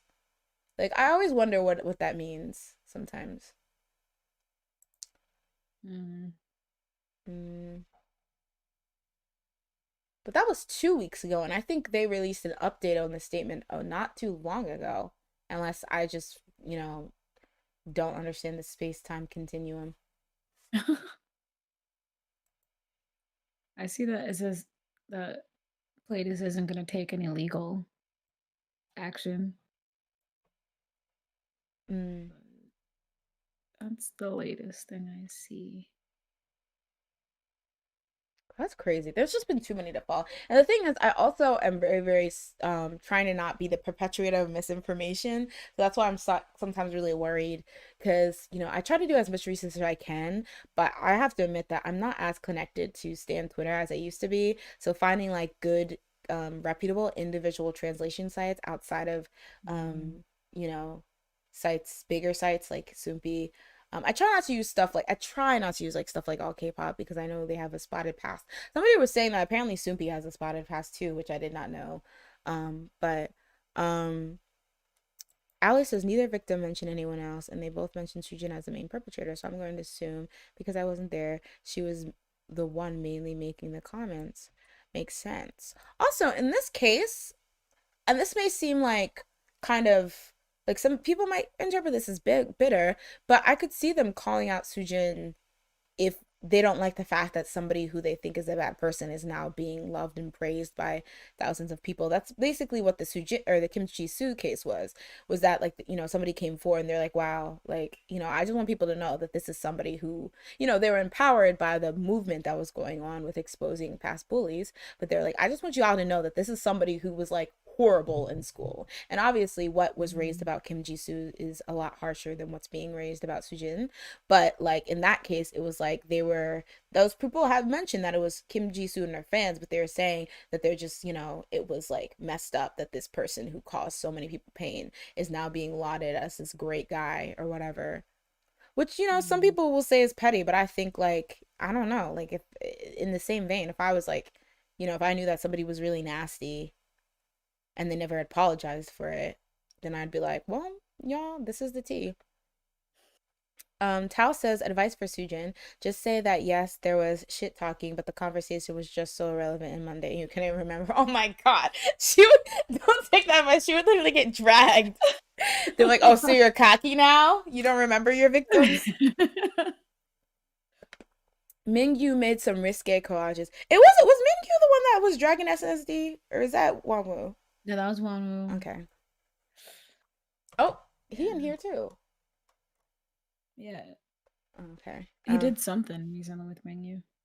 That's how I realized that he was doing stuff again. I was like, oh, he's back? I guess. But yeah, that is it for this so I'm just gonna jump into the um back into the comments because it seems like people are talking Satan about shoes is trending. who? Satan shoes. Oh my gosh. They said we're not gonna keep our foot off a little on Nas X's neck. Y'all don't mind me. I'm just gonna powder my face real quick because I'm like greasy. There we go. Skin tint. I don't know why I said that. But yeah. So Commercial. oh, there was also April bullying rumors. She had to uh, drop out of a drama. Who had to drop out? the girl from April? None. Was she the main perpetrator? Or what? Who was called out as a perpetrator? Oh, let me I, look up April. wasn't it all of them? Or is it? Oh, you know what I want to talk about next that you mentioned, and I didn't really get a chance to look at the article, but the fact that Kingdom was not going to have eliminations. You said. Oh, yeah. I still didn't. I need to read the article. I didn't even look at it. I was just like, look at this headline. And then I went on with my life. I was like, that's a cool concept without actually reading the concept. Honestly, the thing. Well, I guess we're. I didn't read it either, but I was thinking though, and I mentioned it when I sent it to you. What if like all these elimination shows did not eliminate anyone? I was really thinking about what if like something like Produce 48 or Produce 101 never eliminated anyone and it was just like everyone, it was an accumulative score, and obviously there's some people who like based on the score at the end of the 12 episodes it's very obvious that they're not getting in, but it's like everyone Yeah. continuously got a chance. So like I was thinking that in Produce 48 there was a particular scandal where a girl basically got axed because she had thought she was ranking bad, but by the time the episode aired where she did what she did that kind of got her hate, she had went up the ranks, but at the time she didn't know that. So it came out kind of desperate and thirsty Mm. on trying to get screen time. People didn't like that, and then by the next episode she was cut. I feel like that would have been like if no one ever got eliminated, there would be like a chance for her to be like, guys, I genuinely did not know. I was just like, actually have a genuine time to explain herself before, Yeah. it got too detrimental, and maybe she could have came back from it. But I was really thinking those like type of shows, because I'm pretty sure with 16, with Twice, they cut Momo and they cut Min Young, but I don't think they cut that many people now that I remember, or something. I don't know. All right, it was like 8 years ago. No, it was like 6 years ago. Mm. But Feels yeah, like 8 years. I was like, okay, Twice is not that old. I don't think so. But yeah, I was thinking how much better it would be if nobody got cut and everyone still got a chance for a comeback and things like that. And it Mm. would be better because you know how people who get no screen time and then get cut, it's like they would actually have a chance to show their, their skill and their charm. And not Yeah, just like be there for 2 seconds and then get eliminated once they didn't get to, get any attention in the first season. like it would be so cool, like near the end, and they're like, "Wait a minute, blah blah blah. We used to be like number 99, and now they're number 11. Let's see if they're gonna make it." Right? It's like what That the makes dark horses that would rise. exactly. That would be some of the coolest comeback stories if they, The drama. yeah, let people just come back. Produce 101, but everyone debuts. Yes, it's just a training arc. It's just them training everyone, and then a group with 101 people debut. Um, LD says, I don't think there's really a point in eliminating people. And like when you at first I was like, oh, this is silly. But then when you explain that it's still, there's still gonna be an overall winner and stuff like that. It's just that nobody has to leave. I thought the same thing. It's like, why eliminate anybody, especially since there's not many people on it to begin with. So it's not like Yeah. it will be a hassle showing everyone stages or whatever each round. But I was like, yeah, it really is dumb to eliminate anyone. Like, what's the point? Um And then then your faves could stay longer, so you could still just be like, "I'm gonna like, you're number 100, but, like, you know what? I'll let you perform. we're still rooting. I'll still be here. I'll be your one fan." Right. I'll go in the forums and plead for people, sell people washing machines to vote for you. But yeah, and honestly that would be better for the companies because it's like I know a lot of people who, when their fave got eliminated off of X, Y, and Z, show, they were like, all right, well, time to tap out. Like, see y'all ladies at the end just to laugh at who makes the lineup or whatever. Like, so you could still keep the viewership of those people who are only there for particular people. Yeah. Fortunate says, produce 48 worst produced season. That was the only one I watched from start to finish, and that made me sad. Like, I will never watch an elimination show that intense again because it's so annoying. It's so sad. Like I don't like Oh, the yeah. idea. Like yeah, and I don't like how ugly it makes everyone, right? And then it's like so delusional because it's like people you were just fighting with, like not the girls or like the guys or whoever's in it, but like the fandom wise, people you were just fighting with and trying to slander to secure your fave getting a role. If both of those people get in, now you're just supposed to be happy go lucky with their fandom, like because now you're on the like that's delusional. Mm. So true. Like it's like okay. I mean, I you was did. definitely rooting for your fave to lose, but, like, since they're in the group with my fave, I guess we can be besties. It's suddenly okay. Yeah, they're I didn't they're ugly and talentless. I was just saying that for fun. Like They didn't be my fave, but, like, yeah. But they're in the same group, so it's okay. now I actually appreciate them. Thank you. It's like so many people will like hate on the visual, and then when the visual makes it in, it's like, yes, you better get us those CFDOs. Like, yes. Like, "Yes, queen, yes." It's like, Aren't you just wait. didn't you just post that she looked like a beaver Exactly. the other day? It's like, "But now she's in the group now. So she's Get with the beautiful. get with the program." Right. Oh, Andre says, man, I bet money Jurina would have made top 12 if she stayed. She would have won. Um, just by I would have voted. I would have found a way. You'd have found some bots, Once she whatever you left, need I to left the show. I was like, "This is it. No, I'm sorry. Dorina's not gonna be in it? No." do. Yeah. And it was And Tyler, sad. Yeah. I'm still mad about that. I was rooting for her. I think she was the last person I was rooting for. No, she got eliminated like like a couple episodes in. So you tapped What? out. I think she got eliminated a couple episodes in, right?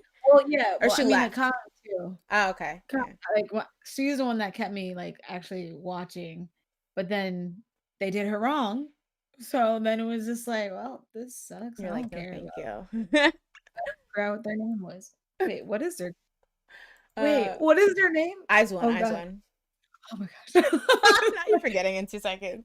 I was, like, gonna call it Sakura for a second, and I was like, that's not that's one person."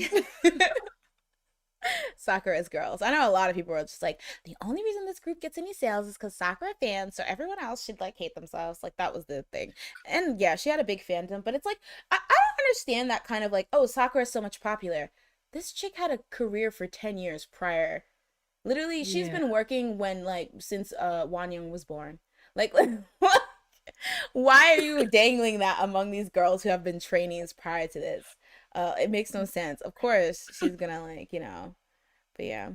Tal says, y'all can correct me if I'm wrong, but I'm willing to bet Hyunju was like told to leave be the other girls if that was the case. Wait, are we still talking about April? Queendom had eliminations, but theirs was whoever was at the Mhm. bottom twice got the axe, but no one was at the bottom twice anyway. So I guess it's not that big of a deal then. Yeah. Um, I think the argument is that they can't feed this many mouths the entire season through, so someone's gotta go. Oh, cheap! Oh my gosh, I better find a I'm just giving Burger King, you know? way. I don't know much. That would be. I'd be fine with that. I'm like, yes, I ordered Yeah. fries. I ordered extra fries. If somebody tries to take my large fries, like, you ordered small. I ordered extra. Bring that back. You had your chance. Don't play. Um, that's true. It would be expensive. So here, cut it down to 50. Don't eliminate anyone. Make me a judge. Hit show. Hire me a translator because Exactly. I don't understand what's happening. But yeah. So that's it for the Soojin article. I think it's okay for us to move on. We're making horrible time. We spent an hour on that I Okay. mean, we did talk about Lil Nas X That's for a true. bit. All right. So he's let me put him in the title for clicks. Um I'm gonna then skip to maybe a bit of a more short topic. So Baekhyun from EXO is enlisting soon. I don't even think he did an official date, but it's very, very soon.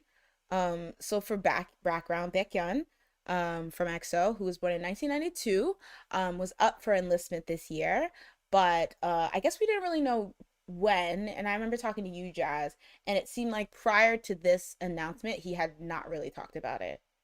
Yeah, I feel like he didn't. It was just like stuff about his comeback. Yeah, essentially. So during a live stream, where he was talking about the release of his upcoming live album Bambi, he explained that the reason why he wasn't like they didn't have any like promotions, concrete promotions, like listed for Bambi was that essentially he's gotten to the point with the end of March, he's gotten to the point where he couldn't push back his enlistment date anymore. So that's why there hasn't been anything scheduled for April. And so he talked about and so this translation is from Supi. He talked about he wasn't sure if it would be right to ask his fans to wait for them when nothing had been prepared. And then, just general stuff about like, he's sorry that, this is happening and that like his heart feels heavy sharing the news, but he doesn't want people to be sad when like he's gone or whatever, and not to miss him. So yeah, I think it was I really just talk about this because first of all it was just shocking that he was like, all right girls, here's the tea, your boy has to we've reached the end, the government is knocking on my door unfortunately. They're um dragging me.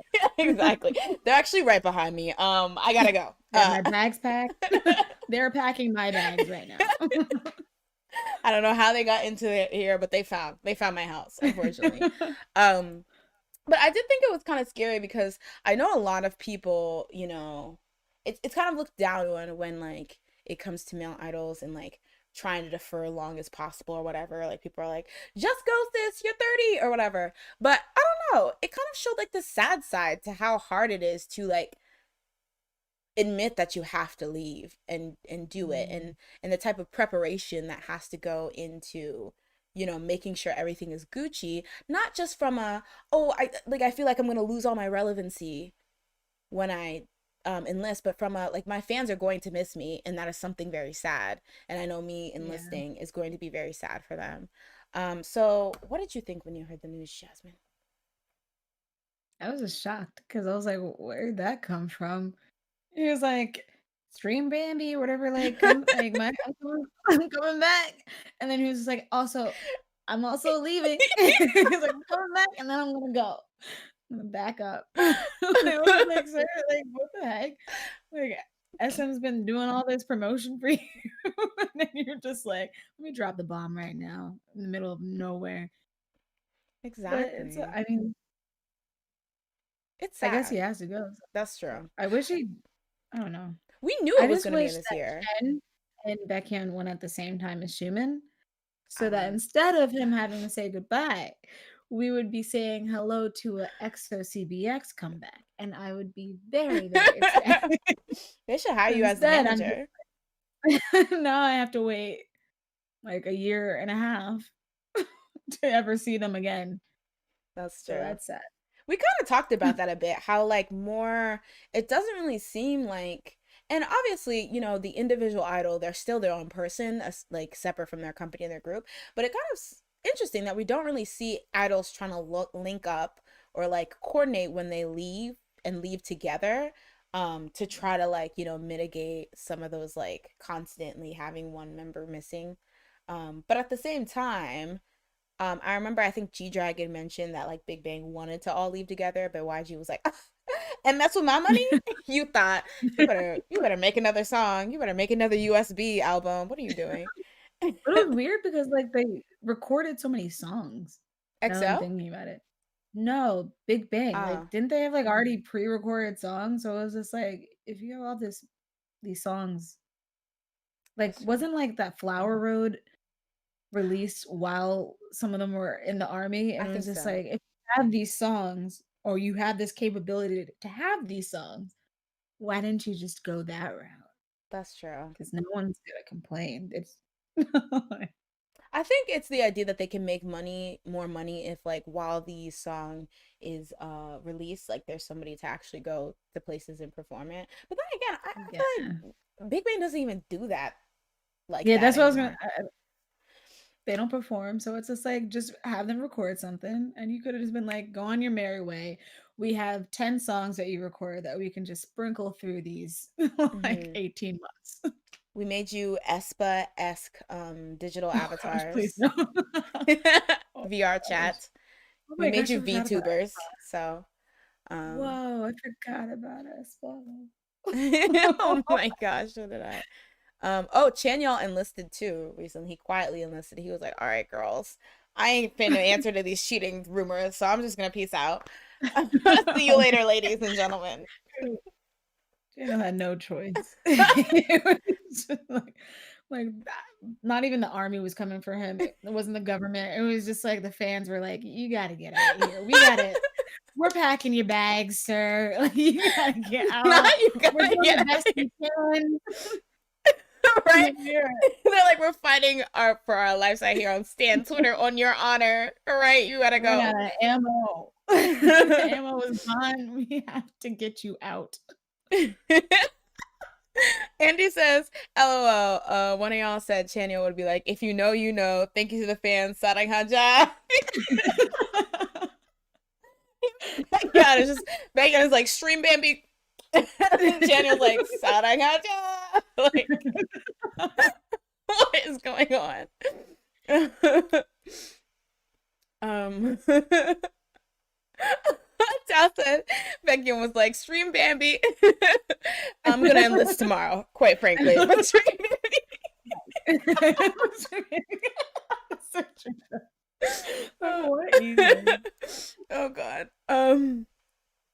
I was thinking that when Super M was being formed, that they'd add someone from each boy group for your adventures of K-pop. Imagine if they added a TVXQ member. Who do you think in TVXQ would fit with Super M?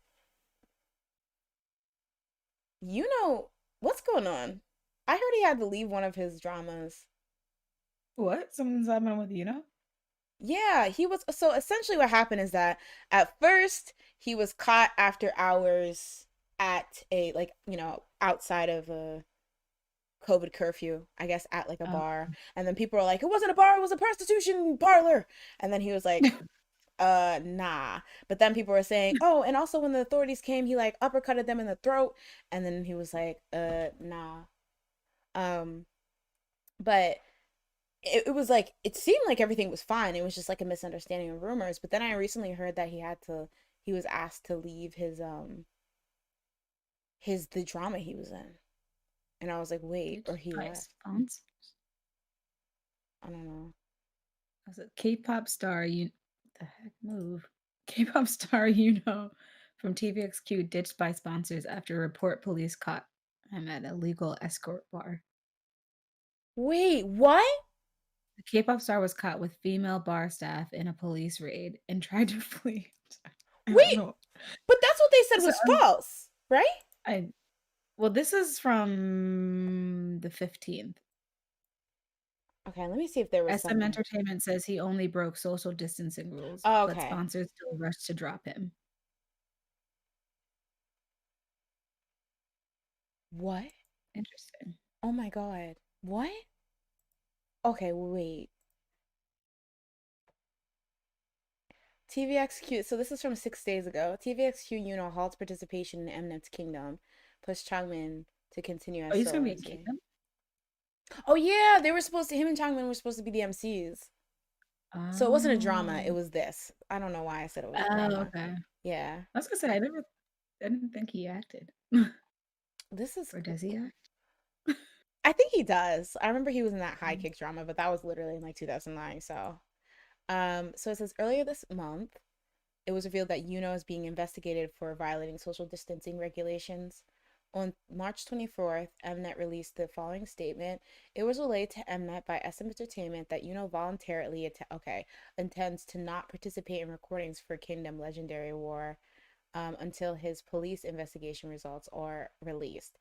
As a result, Mnet has decided that Changmin will be filming for the program as a sole MC from now on. Regarding the parts that Yuno has already completed for filming for, they will be edited with focus on his role as a host. Huh. Oh, Kingdom starts airing in 2 days. I did not realize that. 2 days. April 1st. I'm slacking. Me too. What even? Oh my God. Oh my Oh, God. So, I mean, it seems like it's just an investigation now, but is it that serious? I'm scared. I guess because I don't even know. Hmm, that's scary. Okay, well, Yuno's going to jail. No, let me stop. But yikes, that's crazy. I did not know it blew because it seemed like SM was pretty confident in the rebuttal that it was only social. Well, to be fair, here it only says that it was only regarding the social distancing regulations. But I don't know. Seems It's like interesting that he got dropped for that. he got dropped from sponsors, like that thing said. Yeah. Do you know what sponsors they were? That seems crazy. Is it like a food delivery app Ah, and a food manufacturing company? wow. I mean, I guess like the social distancing thing is pretty serious, so, but that just seems Yeah. wild. I don't know. I feel like so many people have done stuff similar, but I haven't heard about them getting dropped. Like the whole well, I guess that was before everything was big. That's crazy though. I really thought it was just a misunderstanding. It was all done, but the fact that they're editing him out, I That don't seems so know. extreme. They're so extreme. I feel like they always just like something happened, we're gonna edit them out. We're just cut them out of the They picture don't want and the we'll blur smoke. their face. They don't want the And it's like, smoke. calm down. Like, just keep them in there. And then the episodes he didn't like do, Changmin can just keep it going. Like, They don't just want the smoke. They're like, if let's y'all go. ain't finna get us off air. But yeah, they are just like, all right. I don't Those think poor anyone's gonna be like, editors. wait a minute. Is that the guy that got cut? Like, not social distancing? No. And if they do, it's not going to be that many, I feel like. It just seems, especially for the amount of episodes he probably already did, it's probably small. Oh, do you think yeah, I was gonna say, I think it's small. But those poor editors, they're probably just like, girl, not again. All right. What did we do last time? No, Um, there's probably like a business for that. we'll edit out They your probably make problematic bank, idols. Your problematic honestly. idols and actresses. If there's Um, not one, I'll start one. The amount of uh, money I would get. Prim says, poor Yuno, this was his first scandal, right? Prim says this happens though. Remember when Anje Hyun and his wife divorce scandal? He was dropped from like all his adverts, and then came out and nothing was true.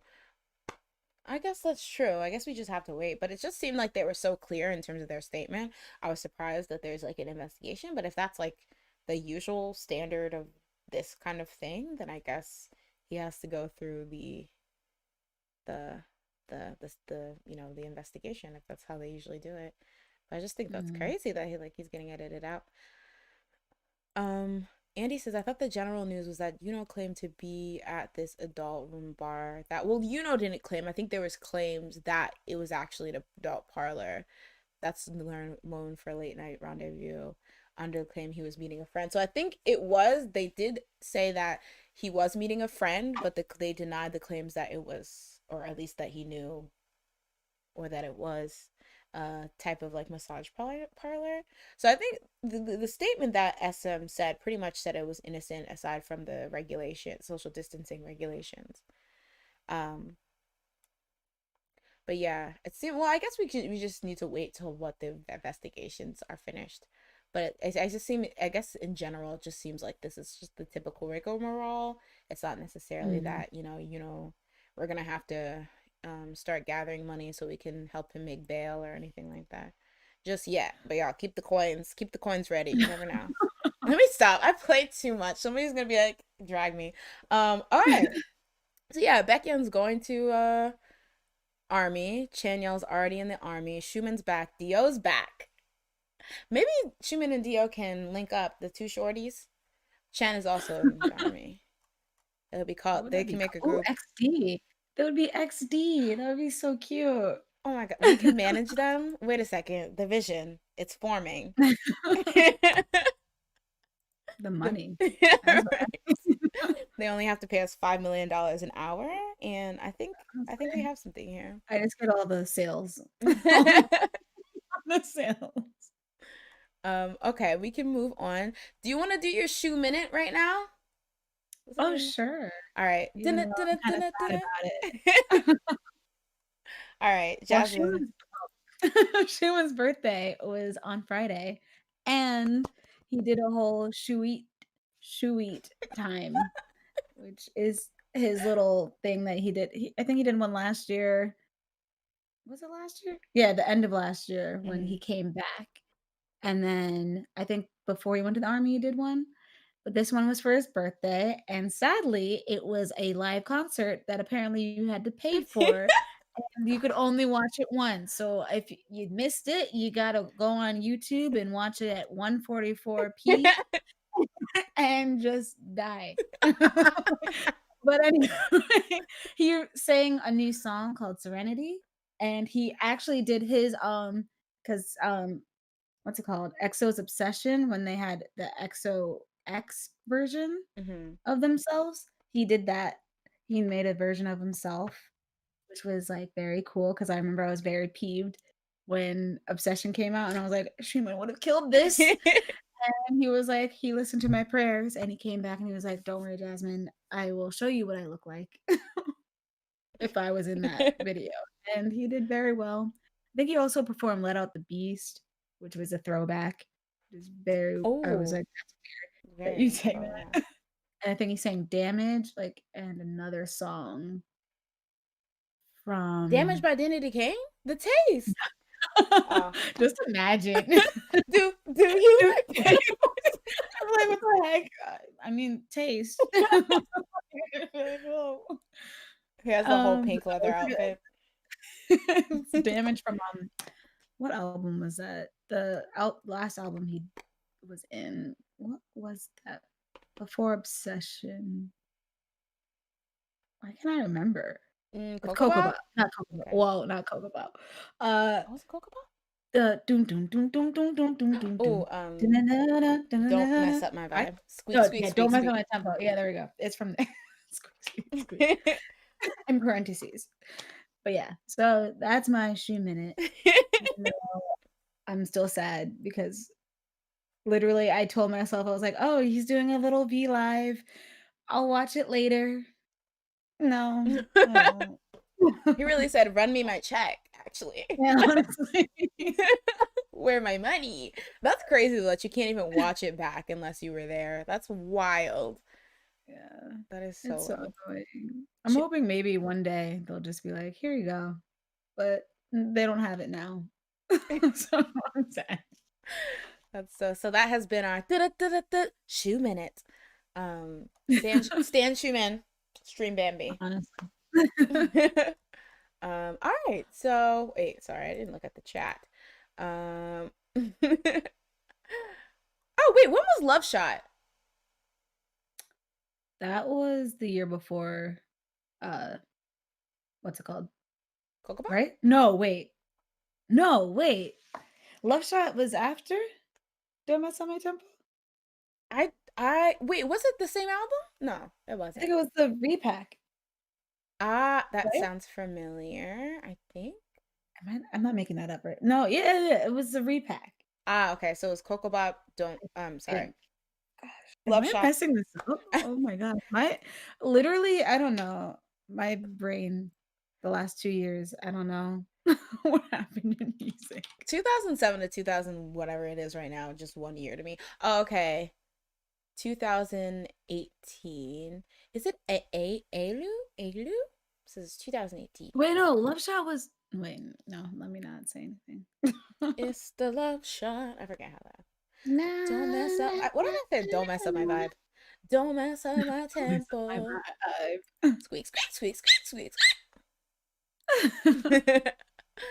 Why? squeak. All right. So while you look that up, we can start the next topic. So this next topic is actually another short one that I wanted to talk about so I could talk about something else. I wanted to make it a vessel. So essentially, I wanted to talk about BTS's Jin, who talked about his screen time on a recent variety show.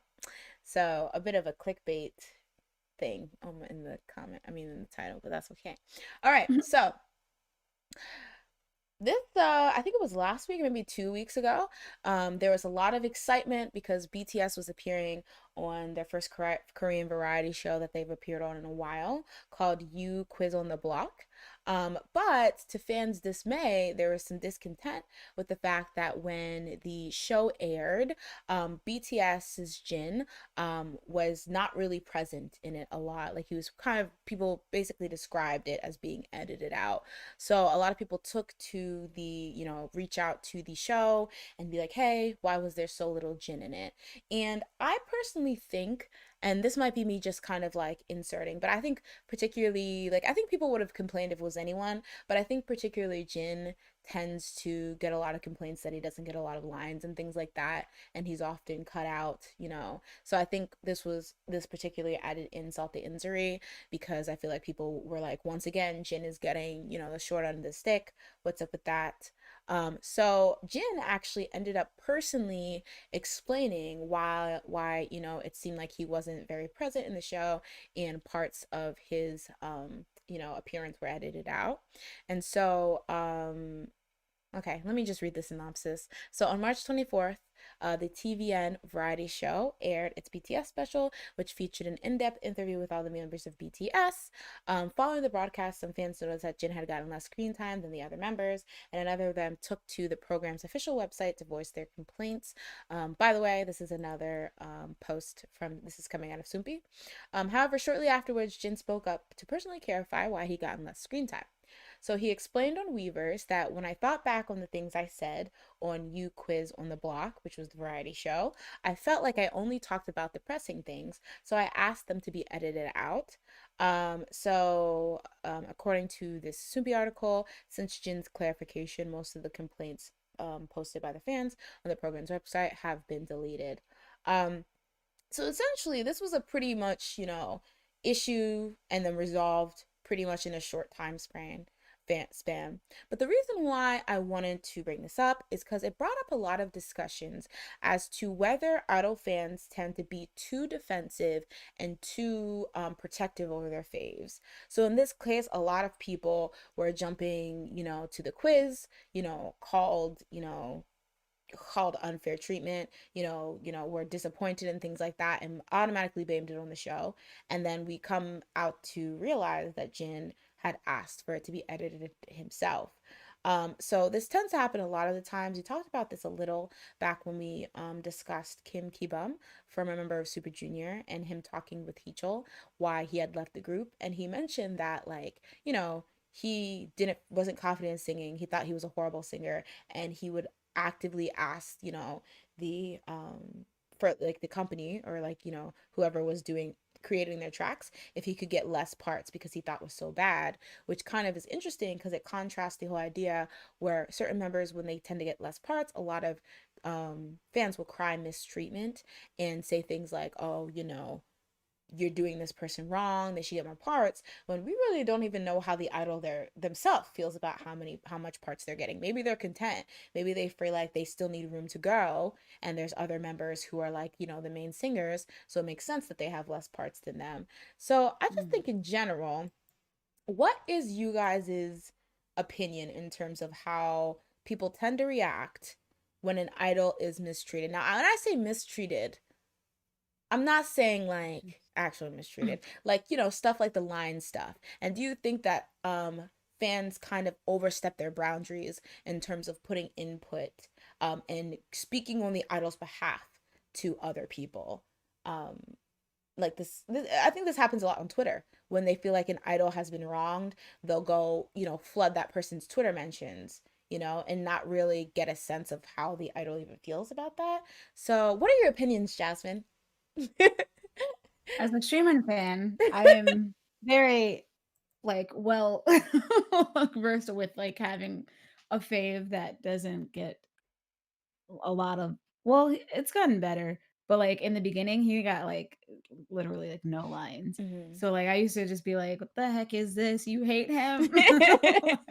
So I understand that feeling, but I feel like as time went on, I'm just like, first of all, I don't know, he seems like the type that, as you said, like, kinda like, um a person that would probably be like, "I don't feel confident enough, like, to sing Hmm. like this," because he always seems like he was a shy person, so it's like, I don't wanna, like, he could be saying that he didn't want to have that many lines, and I feel like now that he seems more confident, he sings a lot more, and he does more things, like, solo, so it's like, maybe the person is, as you said, just not confident, so they're just like, they don't wanna sing, they're telling them, like, blah blah can sing 10 times better than me. Just give him my lines. I don't know why you gave me this. I know you said I sounded all right, but like, do I?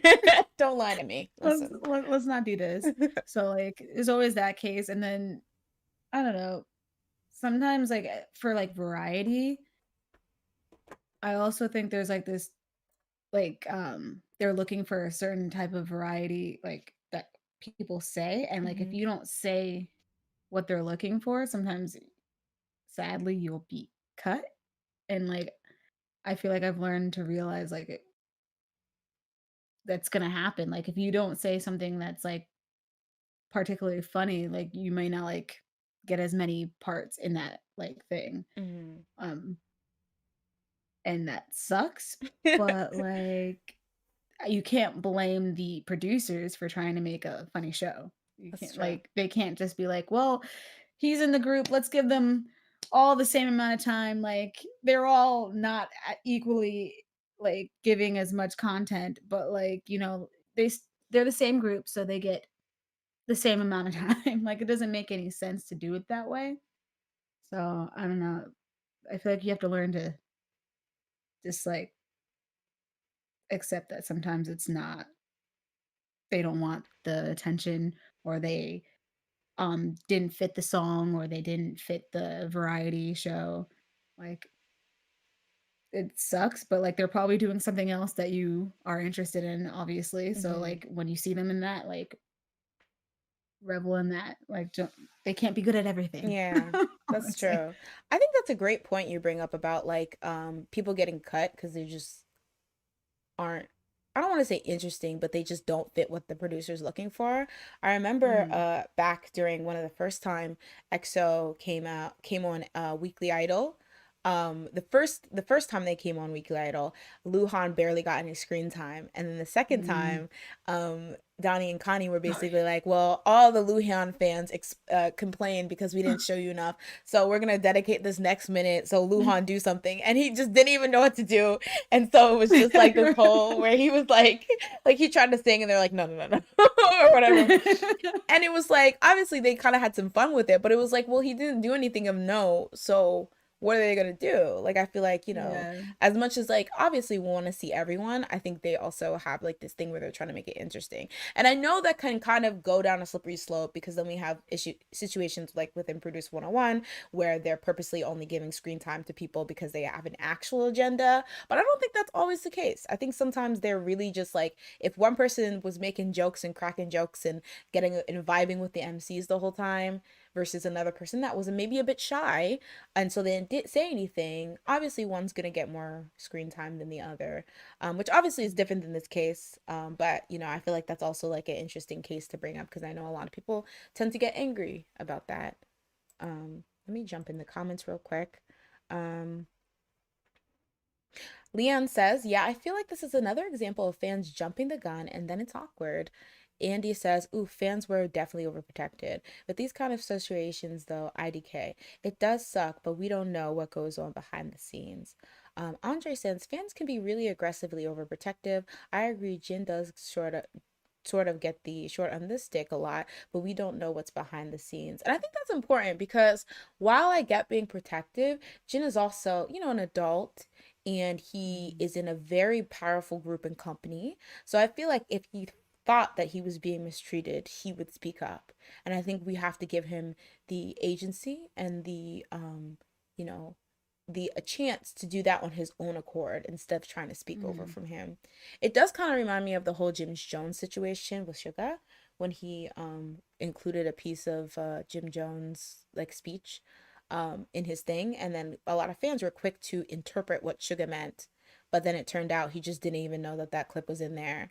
So it was like, you guys were trying Mm. to protect him, and you ended up looking very silly because all these things Yeah. that you were trying to excuse wasn't even like the point.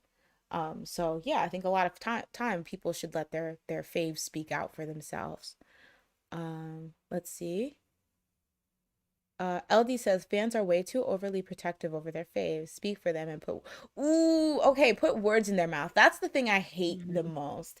It's like I get from a personal standpoint wanting to interpret something a certain way for your own solace, but then taking that and spreading it as it's as a gospel fact always gets on my nerves.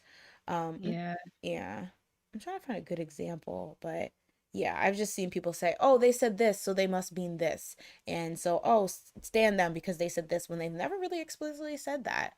Um, Yeah. it's just is kind of weird. Um, Andy says it gets really crazy when people are counting their faves seconds of screen timeline, airtime they breathe. Yeah, I feel like that the whole rise of the screen time or the airtime videos was the scariest And thing. fine. Yeah, but sometimes it does point out some stuff, like when people are like this member literally saying 90% of the song. Like what is going on? What But Lucky Wiki Mickey? oh yeah, Literally was just the three people, and then the other members would just be yeah. like, "Huh?" And then go in the back. Let's see. Rook said, "Short ender, yes. Long ender, fandoms are always wildin'. They always treat their bias as if they're their closest confidants, but we really don't know what the idol wants or doesn't want. That's true." Trudella says, "At the end of the day, what do the fans get in return? More lines, more screen time, satisfaction. That's a bit ridiculous. That's true. Like I feel like what the end game is for them to see their faves more, right? But sometimes it can kind of give like this kind of a bit cringy air of like kind of like a stage mom who's like, "Whoa, how come my Jimmy hasn't gotten the main role in this thing?" Like, dude, like, That's so true. and it's like, That's so accurate. I'm scared. LD says, "Ooh, honestly, if a certain member sounds better singing the song, then wouldn't you rather have a song that sounds good than a member who can't sing well getting dragged for it?" That's a good point. Because not only is it a matter of them like one singing better, but you're setting your fave up sometimes. Sometimes. Yeah. Yeah, sometimes it's not that they're necessarily horrible at singing. That's it. It's that maybe there's just a bit better members. But like sometimes it's Yeah. like, have you heard your fave? Like, no offense, not saying they don't deserve to see anything, but it's like, y'all want Yeah. you want them to say you want them to do the high note? I don't know. I don't know about that. Like, have you heard him do high Yeah, note? exactly. Are we? I heard it. Are we listening to the same person or um I missed a bit. Jin is oftenly totally left out of things often though. Like his picture. Yes, I actually did mention a bit of that. I think part of the reason why this was so big was because Jin kind of and yeah, that was a picture. There was issues where people were leaving his like when they would talk about BTS and post a picture in reference to it, like articles and journalists, they would leave out Jin, his song time and things like that. So I do particularly think it was a extra sensitive situation because Jin tends to get the short end of the stick in that way. So that is something definitely to consider with this situation in particular.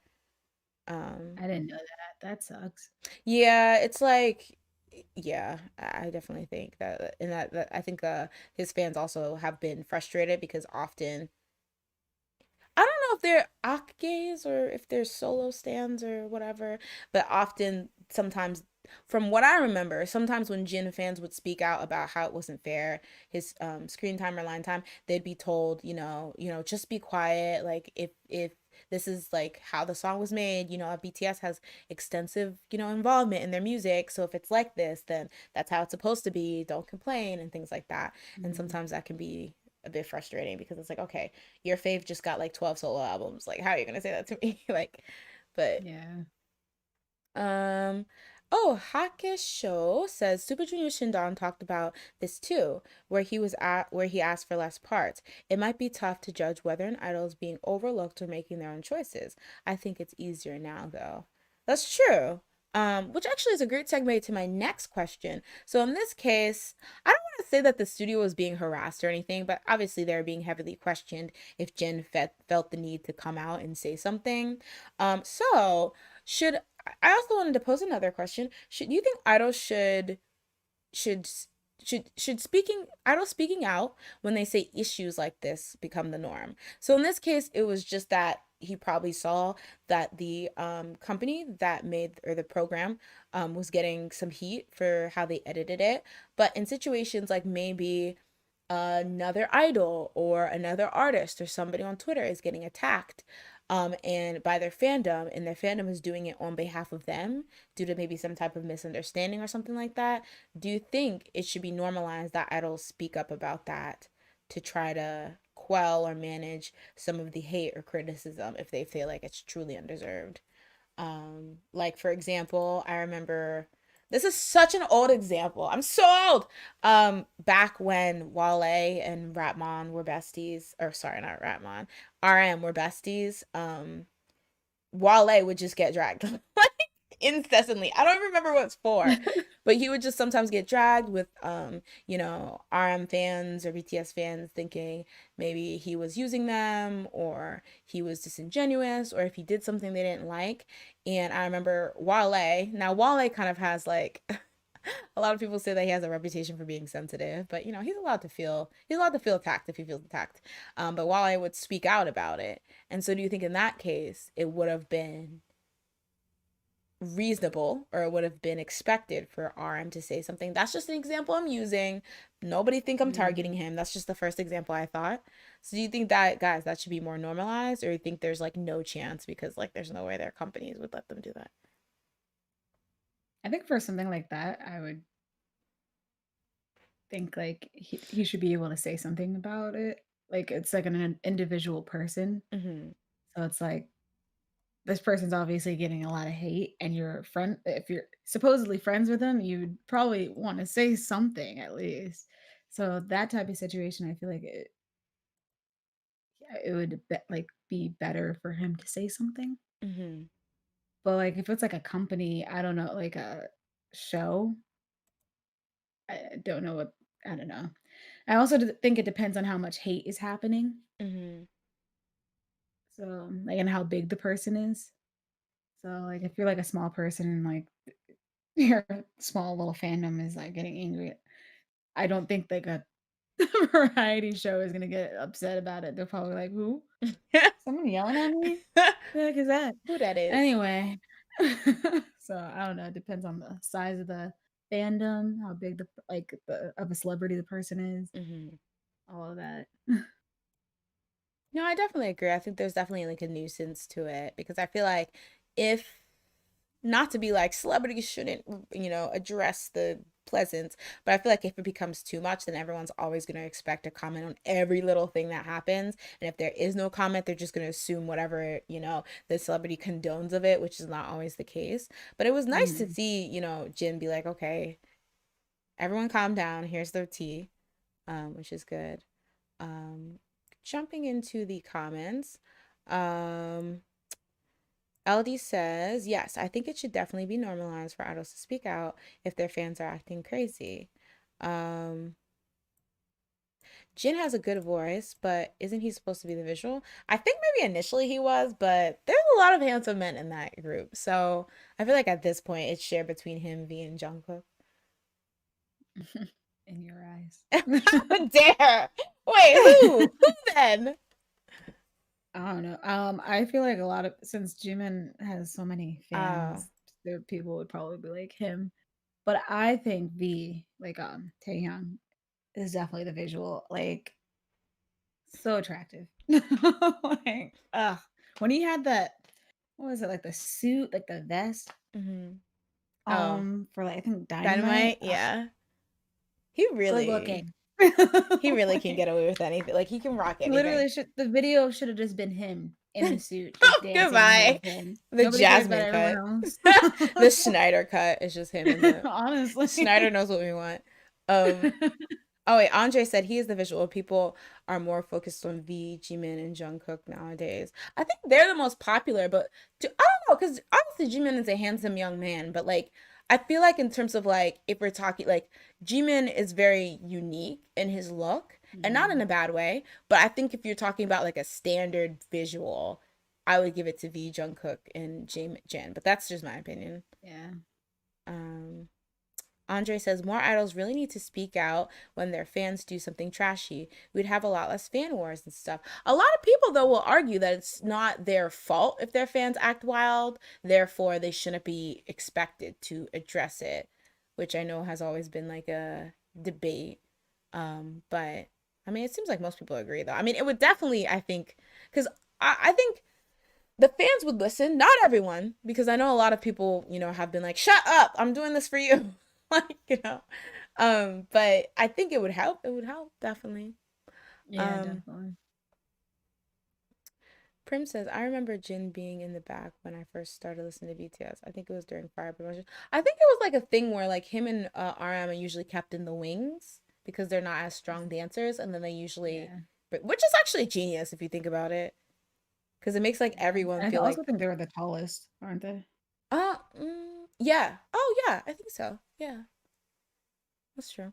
Which probably lends to why they're not like as they were probably like lower in skill in dancing. Because I feel like the taller members just tend to be lankier, so And they find it harder to dance as well. Like Chanyeol. that's what I said, but I don't know if there's Mhm. any truth in that. That's exactly what I thought. I remember saying that to like my brother or sister recently, but I was like, is this even true? Because it's like That Chris. taller people. Yeah. I think it is. I think there really is a thing with it because it's like they have more like of like body to move. Hmm. So like it's just especially when you have smaller members, it's harder to like look as clean. It's like it's just it seems like it's probably much more thinking on their part, especially when you're dancing in a group. Mm, that's true. Whoa, for some reason I thought we've been live for like 3 hours, but we're not even at the 2 hour mark. Okay, let's go. Let's go. Oh, Beyonce has never spoken for the Beehive. That's true. I think she only once said, or the kind of like, how people like praise her and call her like Bezos and stuff like that. I think she once made like a statement. I'm not even sure it was direct about how like she's not God. Like, don't praise me like a God. But I don't think she ever has like Does dressed her. Beyonce ever speak? Yeah, true. She doesn't speak to anyone except Jay-Z and First of Blue all, Ivy, quite frankly. Did you see the SNL skit? Yes, with With Maya Ruby? Rudolph. I was just watching that. I was like, when it started, I was like, Beyonce would never. Right. She would never. This would be canceled immediately if she was ever on Hot Ones. I've never seen It that would bit. be the end of it. If you haven't seen it, guys, you should watch it. It's hilarious When and Keenan very accurate. when Keenan came in, he's like, "But babe, I don't have my wig gloves. You want me to touch your wig?" I was like, "What?" And the other girl was like, "All right, we're not filming this." Like, he's like, "We can cut it out." No, we're not filming it at all. We don't want any any aspect of this being on Mhm. film. Oh wait, Rook is coming through with the facts. They said Jazz is right. Choreographies lean towards average height. Taller members have a natural disadvantage because their longer limbs can lead to an imbalance of power in their movements. Interesting. Yeah, I just feel like I've read that in like other things. I'm trying to think, are there any tall members of K-pop groups who are also the best dancers? I mean, Kai, I would say like he's he's not the average. tallest. Yeah, he's average. He's And like then the 5'10". Sehun, I think he's the same height. Sehun though. Hmm? Wait, how tall is Sehun? Actually, he might be taller than that. I'm not sure. Because he's so skinny, it means I think it makes him seem like he'd be taller. He's 6 foot. And so is Kai. What? Lies. I don't believe And it. then Chanyeol is 6'1". I think Tiano is 6'1". I don't think they're 6 foot. I can see Y'all. Sehun. Sehun's taller, I think, than Is he? Kai. Let At me least I look thought this he up. was. Let me first find the truth that I just decided is the truth. I don't think. How tall is Sehun? 6. I don't believe it. I don't believe it though. I think I think Chanyeol is much taller than them though. I don't think it's just by 1 inch. But I also don't think that Dio's 5'8", so all men do is lie and eat hot You just chips. have to account for the fact that he doesn't have good posture. He's like this all the time. Even with the Just like posture, I cannot picture myself standing next to Dio and him being 2 inches taller than me. I think we're the same height. It should be I five mean, six. I used to think Streamin' also looked short, and then he did like a dance cover recently, and the guy next to him made him look like a giant. And I was like, hold up. Is he actually the height that he's saying? Like, wait, hold on. Let's get down to this. K-pop heights revealed. Why you gotta tell Axel like this? Listen, it's not anything against it. I'm just trying to, I want them to live in their truth. Quite frankly, their high truth. Um, Group where what's everyone's tall. Oh, it's I think Vix. Vix. Yeah, I think Vix has like everyone's pretty tall. Who are the main dancers in Vix? Hmm? Who are the main dancers in Vix? All the men. N and Robbie. Really? I don't know. I know N is. N's definitely he's the main dancer. All right, I'm bad with heights, guys. I don't even know. So, yeah, don't trust me. Short King Kyung-soo. I go up for my short kings. Kyung-soo, 1.68. What's Levi from Attack on Titan. Dio's height was in his military papers. He's Oh, it 100. said he's 5'6". No. Who, Dio? If it's 1.68 meters, he's 5'6". Did I He's lie? 5 Did I lie? I feel like that might have been a bit of invasion of privacy. I don't know if military papers are made But public, he but also I'm telling you, like, if he stands straight, I bet you even in the military, he was, like, out here just doing the hunch over, and they were just like, "Whatever, dude. This is your height." oh gosh. He's probably taller. You gotta add, like, an inch, Okay, 2 I'll add him in. inches. I'll give him a good 5'7". Okay, we same height chingus instead of same age chingus. Same height chingus. I knew it. I knew it. I know my fellow 5'6" friends. Like I can just feel it when somebody's 5'6". Oh, Hyuk is a main I thought he was. I wasn't sure if he was a main dancer. Okay, Leanne saying I would say N and Hyuk are the main dancers. Okay. Hyuk, I love Hyuk. GOT7 Even though Yoongyum is typically a main dancer. He's the tallest, though maybe others are just Oh, yeah. shorties. Is GOT7 short? I always assume they're tall. I Okay, don't think they're short. true or false? GOT7 is the finest group.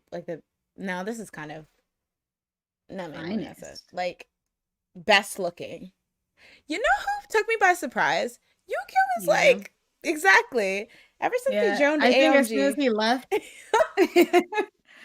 he was like, "Finally, I can get rid of this freaking styling that they're trying to do to me and release my inner beast." I was looking very respectfully during that dance cover he uploaded. I was like, all right. Even though you can't see his face, I don't think. I could feel the energy.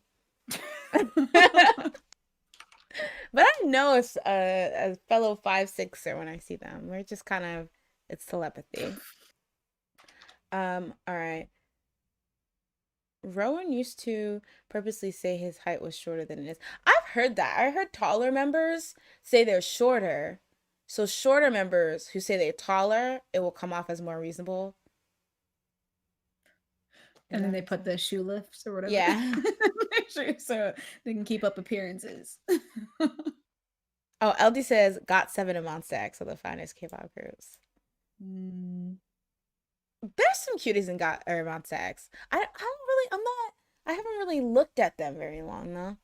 So I don't really, I know Shonu's fine. You had Wonho. Wonho's fine, but I guess does he not count anymore? And Shonu.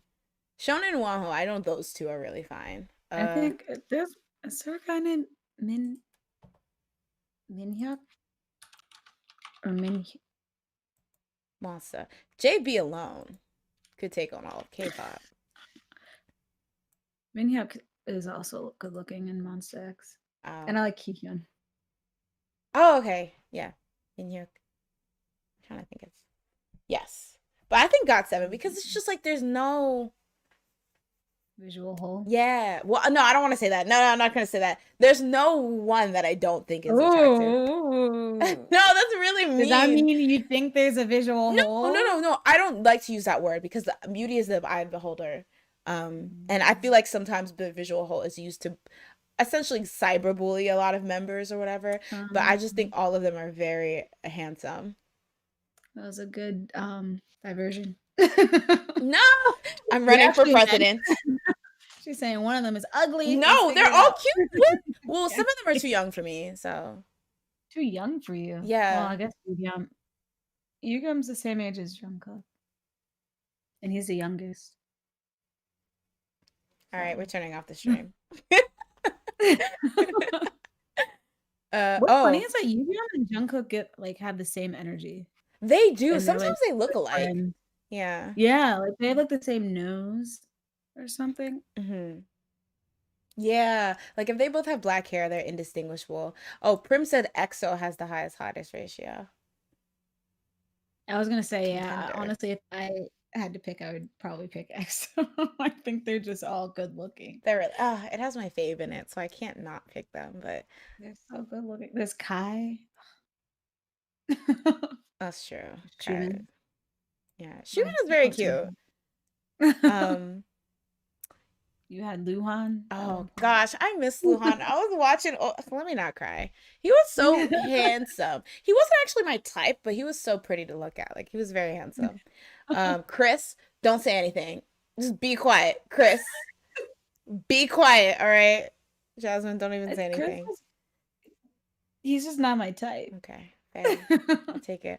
Oh, Jadella said, how dare you guys neglect the beauty and fineness that is 2 p.m. The thing is, the only one who really did it in 2 p.m. for me was Juno. Ugh, good looking. So good looking. And he's still good looking. Just, he is, gosh. But they are, they were built. They said, our concept is naked. Like, we're just gonna not wear shirts. What do y'all think? And naked and muscular. Yeah, exactly. We're giving Chip and Dale energy. I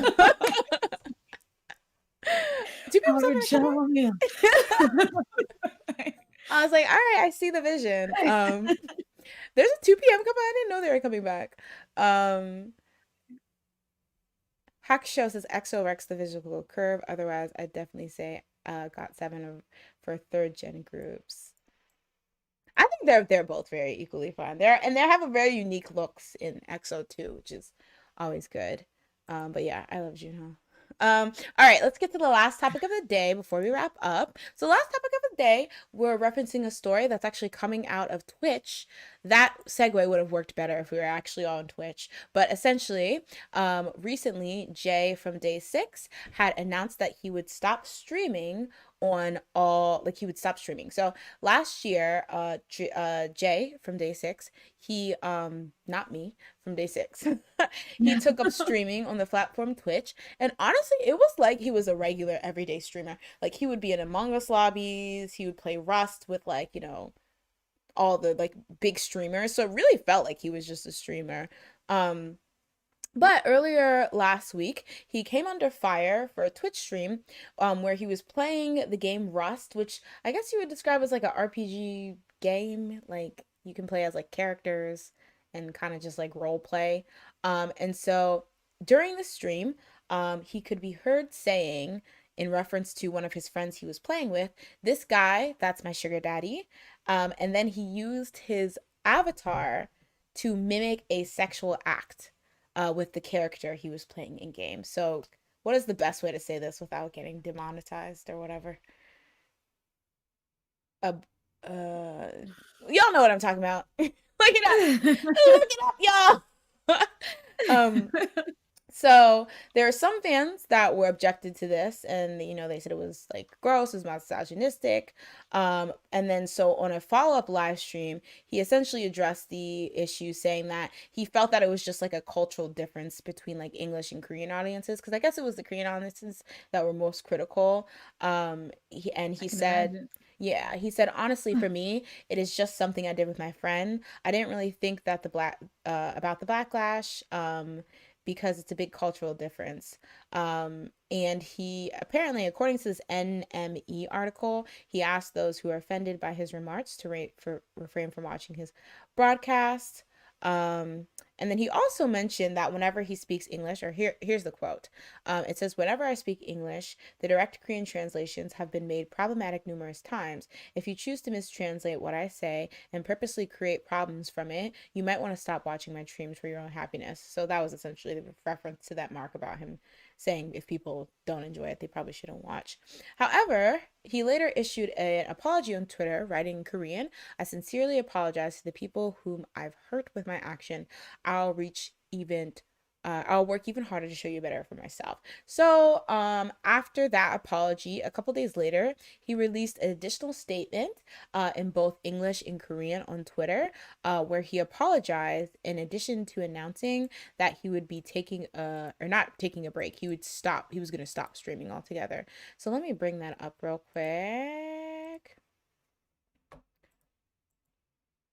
So initially, when I heard the story, though, I didn't know about this part about him just straight up saying, the first time, like, I didn't know that. I heard about this apology, but I didn't know that he had already apologized in a way. Mm. And then this was just a situation where he was kind of just like stepping back because he felt like, I guess, the first apology wasn't good enough, or maybe he was still receiving backlash from the initial apology. So I'm just gonna have the Twitter post up here, but I'm gonna read from my my computer. So essentially, the apology said, if I can find it. Oh, here we go. The apology says, and this was originally in English, so this is not a well, it's in Korean, but he translated himself in English. Hello, this is Day6J. First of all, I'd like to express my sincerest apology to everyone in regard to the inappropriate comments made during my personal live stream. Before listening to the earnest advice from those around me and my dear fans, I didn't fully comprehend what the problem was, nor the degree of seriousness of the incident. This made me realize my immaturity and lack of judgment. I promise to learn from these mistakes and try my best to become more mature and responsible. From now on, I will not act impulsively, taking into mind the gravity of my words and the actions. Moreover, as a member of Day 6, I assure you I will always put Day 6 fans and colleagues on top priority. Thus, as an act of sincerity, I will stop all my personal live streams, including Twitch. I would also like to again apologize for hurting many people who truly worried on my behalf whilst overcoming mental issues or mental stress. Also, I want to express my gratitude to my dearest Day 6 members and fans who patiently stood by my side, supporting me with unhindering faith, albeit all that went through. I reassure you this is not going to happen again. I will continuously try to become a better person and someone you can be proud of. All right, so essentially the big takeaway is this is he apologizes and he's quitting Twitch. So there was actually a lot of toss up. I saw from a lot of, at least from the like English speaking international side, a lot of people were upset about this. But a lot of people, I guess, were curious in terms of the misunderstanding that he initially said went on. So I did some digging, and a lot of people were saying that there is a misunderstanding between how loosely the word sugar daddy is used in like I don't even know what culture to say it, but I guess English speaking American or maybe even English speaking internet culture, how it's used as a Mm. joke. Because one of the first thing I saw when he said that there must have been a translation error is that sugar daddy could be easily translated to sponsor. And, obviously there's like a huge, like, at least from what I know, from the perspective I know, there was like a huge sponsor issue, at one point in the Mm. entertainment industry. That's like a big taboo thing in like the K-pop industry. So I thought immediately they probably found that not funny since it's taken like pretty Mm. seriously. And so from what I was reading, a lot of people said that that was probably like the misunderstanding, in addition to like the idea of a sugar daddy seems misogynistic. So I'm thinking that was what it. But do you think that this was the right move to um, leave Twitch? I mean, if he's tired of the mistranslations Mm-hmm. and whatnot, I guess like this is the probably the best for him because like that's probably mentally and like taxing, like like having to explain, oh no, that's not what I said. Mm-hmm. It's just there's a cultural difference. It's like you have to keep saying that over and over again and probably would get irritating. So and all you want to do is have fun and not have to do like do that Mm-hmm. on top of it. It's kind of like that's just very taxing. So I can understand like why he would do this, but I don't think he had to. It's not something it was necessary because I feel like it is a difference in culture cuz like to me hearing what he did I, personally I would laugh. So I would be like, "Oh, that's funny." But like like but it's just like I don't know. It is a cultural thing and like it's probably just like irritating to have to like explain yourself over and over again. So like it's Mm-hmm. understandable to have to leave or not have to leave, want to leave and decide to leave. Another question I saw a lot of people say is that they felt like um he is going to he probably won't renew when day six's contract comes up. Do you think that's something that's actually feasible, or people just saying that in the heat of the controversy?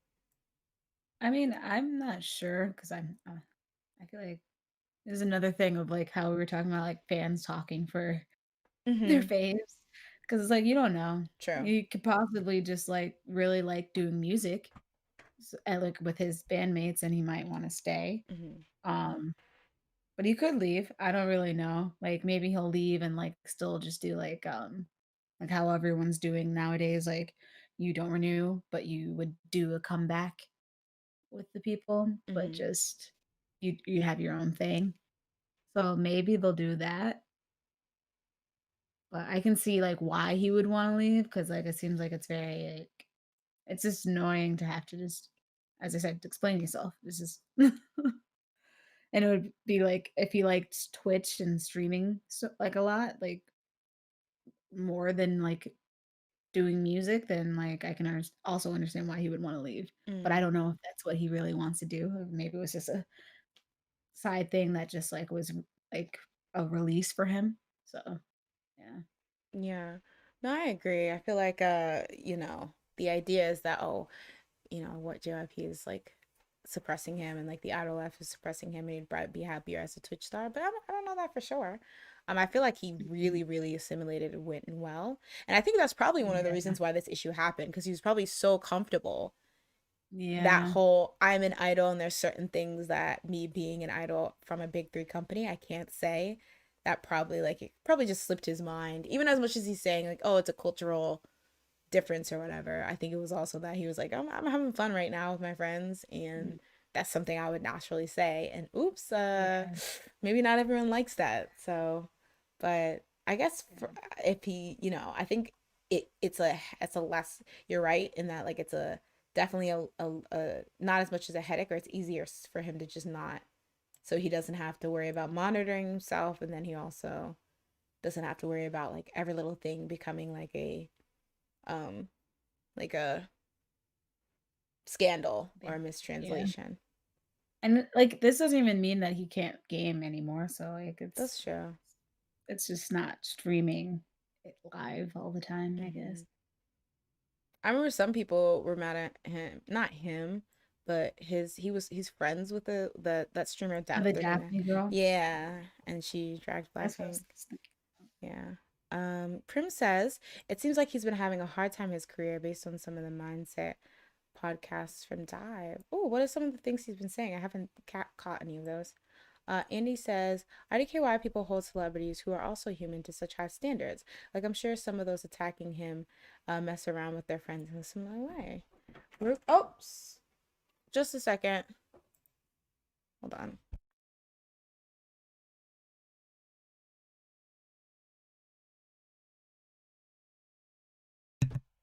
All right. Um, so where was I? Oops. Um, I don't understand the controversy. Literally, any Western streamer can pull this with no repercussions whatsoever. So why him? I definitely think it's one of those things. I know somebody, when we talked about this bit on my Twitch stream a couple days ago, somebody mentioned that BM has said even more wild things. So I definitely think it's because, Day Six is under like a really big company, a lot of visibility. So a lot of people were probably just not okay with it. Um, Mm. Andy says it seems kind of hypocritical. Sure, he's a love celebrity, so she should be more careful sometimes. But when everything he says slash does is monitors, it's easy to say you're a celebrity, you should know better when they don't have to worry about what they do with their friends. That's true. Prim says Sugar Baby is babying is super popular now. If TikTok is any measure, I I hope think it's not. always been popular. I was gonna say, I remember there was like a whole tag on Tumblr where they would just tell you like their sugaring adventures, and if you wanted to get into sugaring, how you do it. Yeah. I think I watched some show and there were like this girl was like saying like, yeah, there's like an app. You just find people and you send pictures. And I was like, that's interesting. That's something I could get into. No, but Yeah. Yeah. What do you think? I was like, I was like, yeah. let's see if she's actually knows what I was saying. But um Day Six already has a subunit without J. JYP also doesn't really support the group, so hmm. Oh, Andre says, honestly, I don't see Day Six renewing. They're kind of like GOT7 in some regard, as they often are a neglected middle child who gets a comeback every once in a while. See, that's the thing. I've seen that, but I've always seen the excuse that like, well, they're not actually an idol group. They're like a band, so you Yeah. shouldn't expect them to promote like idols. But if it's going as far as like even fans are thinking like this is kind of too much, yeah, I wonder if that I might be just a don't know where they would perform. Like, do bands usually perform? Like, did FT Island? FT Island, yeah, they were active. FT Island, CM Blue, they definitely were like promoted, but I'm not sure because I think they were bands, but I think they were idols too. I don't know if Mhm. that Day Six is like classified as an idol group, which might be, Uh, yeah. But yeah, but I also think that apparently like on a lot of music shows, I don't know if this is recent because this was like how it used to be back in the day, is that like they can't really support live instruments. So if a band comes yeah, on, yeah, they can't even I plug remember them in. hearing that too. Yeah. So yeah. Ali says I hope They can get some promotions, better opportunities, love their music. Bands perform on music shows and stuff. Yeah, I think bands perform, but I think in terms of like their music, I mean, they're like instruments. I don't think they're actually plugged in, which would, I think, be Yeah. like, in terms, because I think there's some bands like Wonder Girls, when they were a band, everyone still sung. So it's like, even if you aren't playing their instrument, you're still singing. But if you like literally are Yeah. just there to play the instrument, then JYP only promoted the girl group. I feel like JYP girl groups are like more of an event than boy groups usually. Like I feel like Yeah, it's they're, kind of like Playdists with their boy groups. yeah, but yeah, but yeah, it kind of sucks because I doubt, like, even if you aren't classified as idols, you you like the idea of performing less, especially if that's your job, like you're a musician. Um, Hakusho says, watching your words is important, but I wish people didn't waste time criticizing such low stakes situations like this. He's not actually encouraging obscene behavior, it's just an overcorrection. Yeah, I feel like in that case, it clearly was like him joke. And I think you can say, oh, I thought the joke was distasteful. But yeah, like you said, I don't think he's not like, please go out there and sugar, all right? Sugar queens, get your dough. And kings and, everyone else. Um, but yeah. Oh, Hyoko and Seo are the only ones who I've seen play live, like on Inkigayo. Oh, well, there you go. I guess some people, if it matters to them enough, they'll. Well, that kind of seems shady, but like, if they're actually real musicians, they'll make it happen. No, let me stop. But yes. Yes. So I think in all, it sucks that he had to stop this, especially because it seemed like he really enjoyed it. But it might result in him piecing out when it's time to resign. So Yeah. yes. So yes, that is my last topic for the day. And I actually gotta hurry up and wrap up because I'm getting chastised. I'm getting bullied. Well, no, I mean not say bullied. I'm getting chastised to get off stream. But before I wrap up, Jasmine, did you have any last minute?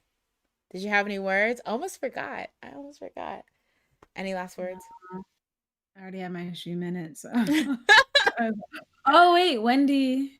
Oh You yes, should look at her teasers because they look pretty good. Wendy's coming back with a. Is it a mini album or is it just a single? It's definitely at least 2 songs. Oh, is it a rose types? It's a dual, Okay. dual track, Single title album. track. All right. All right. So people look out for that. And as always, guys, make sure to give the video a like. Do I ever say this? Make sure to give a little of the like. Yeah, a video the like. Because as The usual, like. Give a video the like. Follow me on Twitter for updates when we have technical difficulties and things like that. And follow me on Twitch because I'm streaming majority of the week there, and then I come here for the daily dose podcast. So if you want to, like, last week we played Jackbox games, which was really really fun. I flopped, but that's not the point. We play I won. Outlast. Oh yeah, you did. You and Swiggle need to just go somewhere. Y'all are too better than us at every single game. We played Who Wants to Be a K-pop Billionaire, which is a fun game I put together where I come up with really really in-depth K-pop trivia questions, and I try to stump you, and you have to work together with the rest of the chat, the viewers, to try to get the questions correct, which is really fun. We also play like Outlast and different games, so it's super fun over there. You should follow me over there and Twitter, and also Stan Rain for clear skin. You're like, who? um, but thank you guys so much for coming, and I will see you guys next time. Jay's wedding. Jay, when's the wedding with Theo? We're trying to make it like a private gathering, so we don't want dispatch in our business. So we're gonna Meaning it doesn't exist. listen. But yes. All right, guys. Thank you so much. Oh wait, let me put my Twitch in the thing. As always, self promo. I was were you on the call when we were talking about with Jay how sometimes it's hard to be on social media because you want people to follow you for updates and stuff, but you don't want to come off as narcissistic, like follow me here, here, here, here, here, because I'm so great. I don't think I was on the call, but Oh, that sounds. it's hard. Yeah. It's really hard. But yes, give me a follow if you have a Twitch account so we can have fun, and on Twitter too. And thank you for coming. And quick, Jasmine, do some egg, yo. Jesus, that was the most. I don't know. All right, guys. I don't know how to do radio. I'm not. All right, guys. Bye bye. Have a nice rest of the day. I always have to remember I have to end stream on YouTube. Bye, guys.